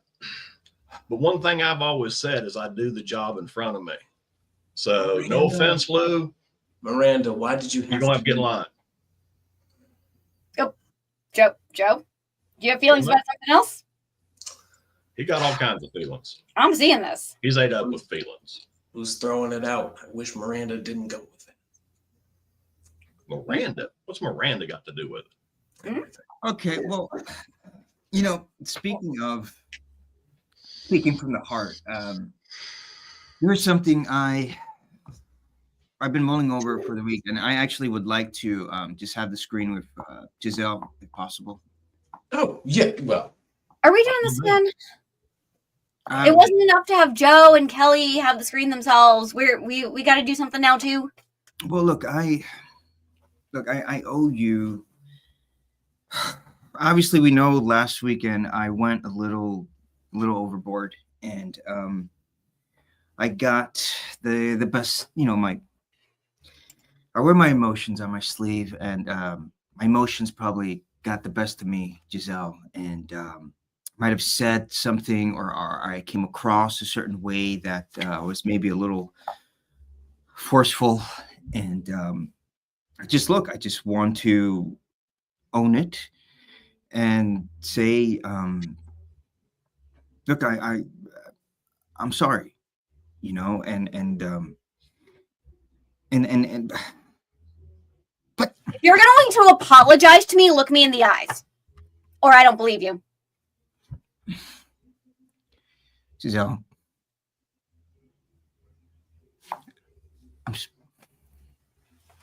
I'm sorry. Okay, and but For what? for just coming at you a little too aggressively, a little too strong. But why? What? But I just yes, Lou. I look, Lou. I grew up with 3 women, Dominican, and I love them to death. But You love throwing that in there, don't you? As if it makes some kind of difference what we all are. Aren't we all just people? I'm just saying they're very passionate. They were all very passionate. Not to say you have to be Dominican. Passion is universal. But see, look, you're kind of doing it. You're kind of doing it right now. Doing what? You just did it right now. You am I doing? do this thing. You do this thing where I do this thing where I'm looking at the person I'm talking to and paying attention to them. I do that thing. No. You take my sentiments and then you find a way to kind of twist it so I can look like an idiot. I'm not yelling. I'm not yelling, Lou. If you think that I'm twisting your sentiments and that's how you're feeling, that's a you problem. That is a you problem. No. It's okay, Lou. You're not yelling at me. See, the thing is, you're so smart. You did that last week. Here's the thing. Look, I'm going to actually compliment you. Giselle, you're so smart that you do it in such a subtle way and you don't see it coming. But it happens, and it happens in a flash of a second. This condescending little thing, right? And you're so analytical. And there's something to be learned tonight about what happened with Stan. Did Stan go in depth? In a way, yes. But did it give you excessive facts? Did it give you a whole, array of information? Not really. He spoke from the heart. And I wonder, are you and Pete going to be able to do that? What does Pete have to do with this? He's not even here tonight. No, I know. And don't get me wrong. wholeheartedly respect Pete Babcock. But that Pete, not peaceful Pete. No, no. Yes. Pete Babcock. Why would you think we weren't? You need both to win this competition. Well, my question to you, Giselle, is can you really go deep when it really is needed? When the time's going to come? I mean, because we saw what happened this past Wednesday. I mean, I think you did great, but when you had to talk about Grenada and Reagan, I mean, I wonder if you're an unexpected topic filling in for a partner of yours who couldn't even be on the show. And because he was having technical problems, and that happens all the time. All right. So don't take any stabs at my partner because he had some technical difficulties. It happens all the time. All right. But my question to you, Giselle, is when your heart and soul are going to be on the line, so to speak. Right? They're on the line every week. That's what we vote for. We vote for who resonates with us. If that's not touching your heart and soul, then nothing is. It's literally every week. Okay, but Giselle, are you going to be able to do that live without no hesitation, without no qualms, without no hesitancy to just open up your heart and let these people know what's really inside? What's really inside Giselle? What makes you think I can't? Let's read this. I'm sorry. Ladies first? Would you like to read the comment? Well, Lou would like to know, what have you ever won, Howard? What have you ever won? Well, you don't have a green ticket. You're not in round 3 yet. No, that's fair. I haven't. I have not. Okay. But I'm still in this fight. I'm still ambitious. All right. And as I said, I wear my emotions on my sleeve. And that can get you in trouble sometimes too when you can't temper them. See, look at just the way you just said that right now. And look at that subtle little smile.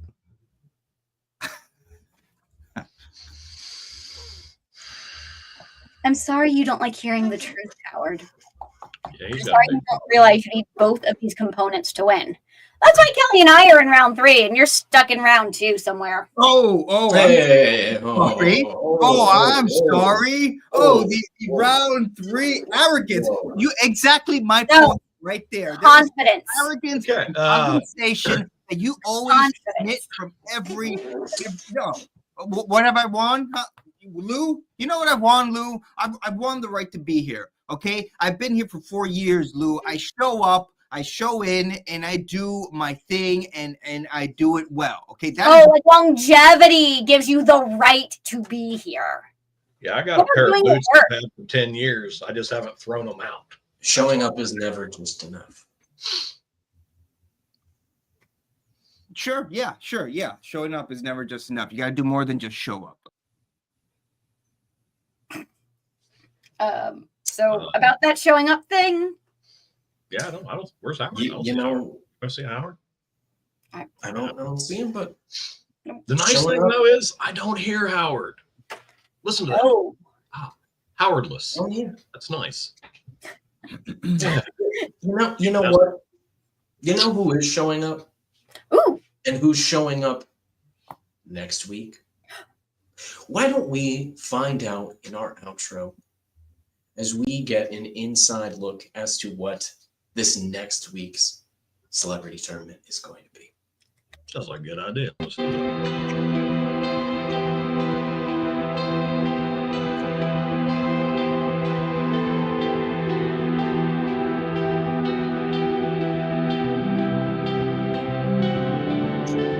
Obsession's going to be talent every time. You got all the talent in the world, but are you obsessed? Is it all you ever think about?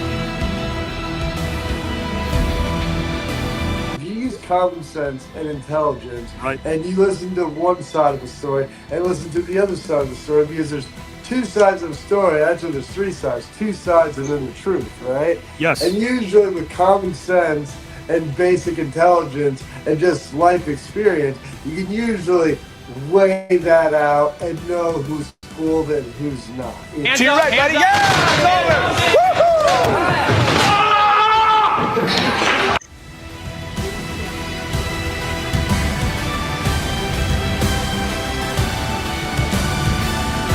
Because I was a smaller player and playing basketball, so most of the time I wasn't really getting picked. I did get overlooked a lot. That really just taught me just to keep my head down and keep pushing, you know, keep pushing towards the goal.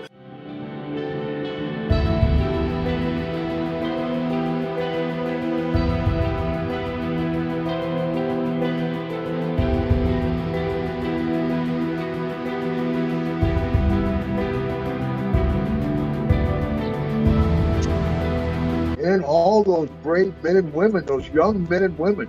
Nowadays, kids are all on video games playing war. These young men, 20 years old, 18 years old, are going over there defending the democracy. And they don't know if they're going to live or die. Of course, wrestling Andre was a thrill of a lifetime. The biggest thrill of my career. Though folks remember the Royal Rumble, but as a young guy, my dad would take me to Madison Square Garden to watch the NIT college basketball. So to pull up as an adult in front of Madison Square Garden and see your name on the marquee versus Andre the Giant, I mean, it was a double whammy, over 20,000 people in the Garden, and it was something I'll always remember.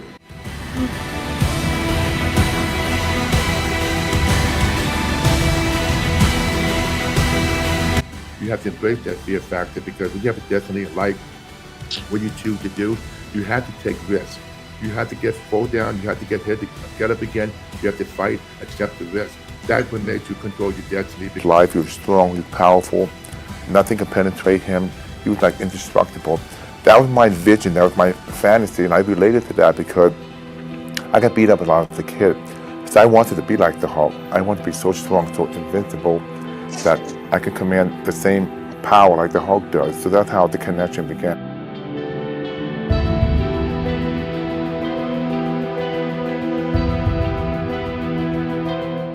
And then she wrote this amazing book called The Feminine Mystique. And it became a bestseller because it was a message whose time had come. It was a message of reminding women who they were. You gave yourself a direction, and the energy followed through. You keep saying how hard everything is. And if you keep saying how hard everything is, that is a direct direction to your energy.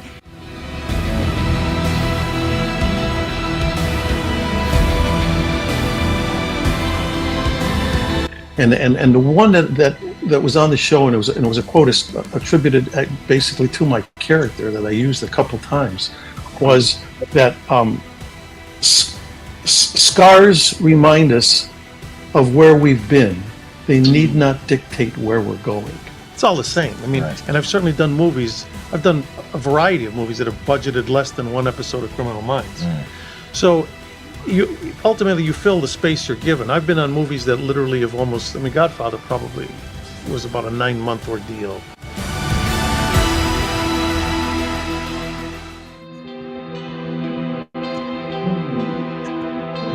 I think number one, empathy. We never know what someone else is going through. We never know. We are all definitely stronger than we think. I mean, you look around, you look at people that are going through cancer or something challenging or loss of a job, and you think, how are they doing it? How can they do this? But we're all stronger than we think we are. And it's just, it happens all the time. You get anxious and you just want to get started.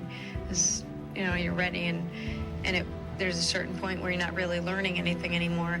You're just keeping in shape, and it's just time you're ready to go.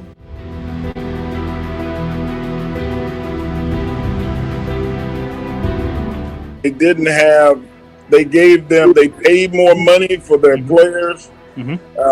they integrated earlier than everybody else. Yes. So they had black players when nobody else had black players. The Boston franchise also were serious in a tasteful manner, and I welcome competition. You know, iron sharpens iron. Absolutely. I'm about winning. So that is why I say, what was 9/11 actually really about? And why do they go out of their way? And nobody in mainstream media, of which, Coach, you work, brings it up anymore. And nobody has told us exactly what happened on 9/11. That is what I have a problem with when I talk about 9/11. I show up to beat them up. I had to find inside me what was special and own it, love it, and nurture it and work hard at it. And I'm kind of crazy when it comes to working. You know, like the TV show, Dark Side of the Ring, that's only touching a very small percentage. Very small percentage. And a lot of that's kind of Hollywooded up too, you know, this, that, and the other. But there's still a point that they're trying to get to. And they're profiting off it.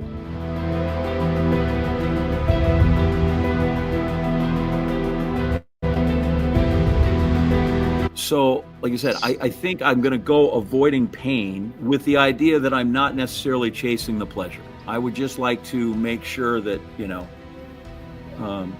somebody's not hurting. And then if we can move that and advance that to somewhere, then I'm for it. But like I said, I look at this and I think, I don't know that that's the straight binary choice. I think there's a middle ground there. United by a common goal, helping to raise money and awareness in support of the Pat Tillman Foundation and the Tillman Military Scholars Program. Now, if you have already helped a Tillman runner, you have our thanks. If you'd like to help a Tillman runner, you have our internet address and online donation links attached right here at this site. Each marathoner will be raising $4,240, 4240, Pat's jersey numbers, in college and the pros.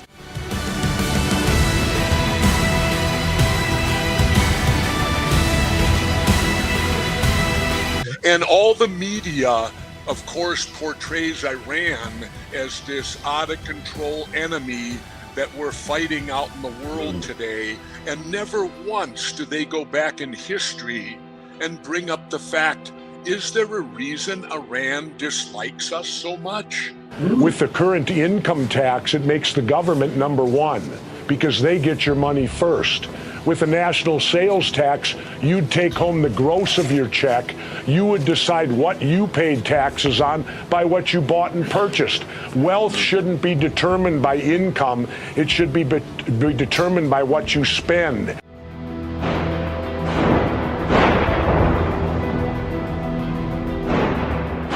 Let's put a cap on these different campaigns. When you look at how much money is squandered, you know, when you look at a lot of our first responders, especially like our veterans, and know that veterans need help and they're living in the streets, let's take care of our own before taking care of others. But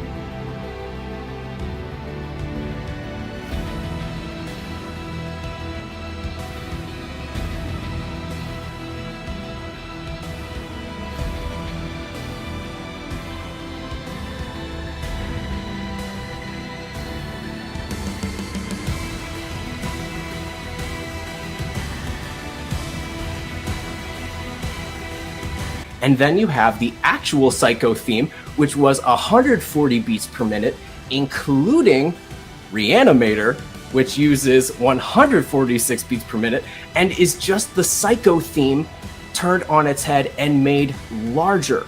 But the social theme of man versus machine, what is a stronger, more powerful entity? It explores what is spirit. You know, can a machine be a human? Who do you got to play against? Wilt, Pistol Pete, and Kobe? I'm going to say Len Bias. Len Bias was one of our great heroes in college. We looked up to. We thought that he was going to be something special. He was Michael Jordan before Michael Jordan. He had done some wonderful things.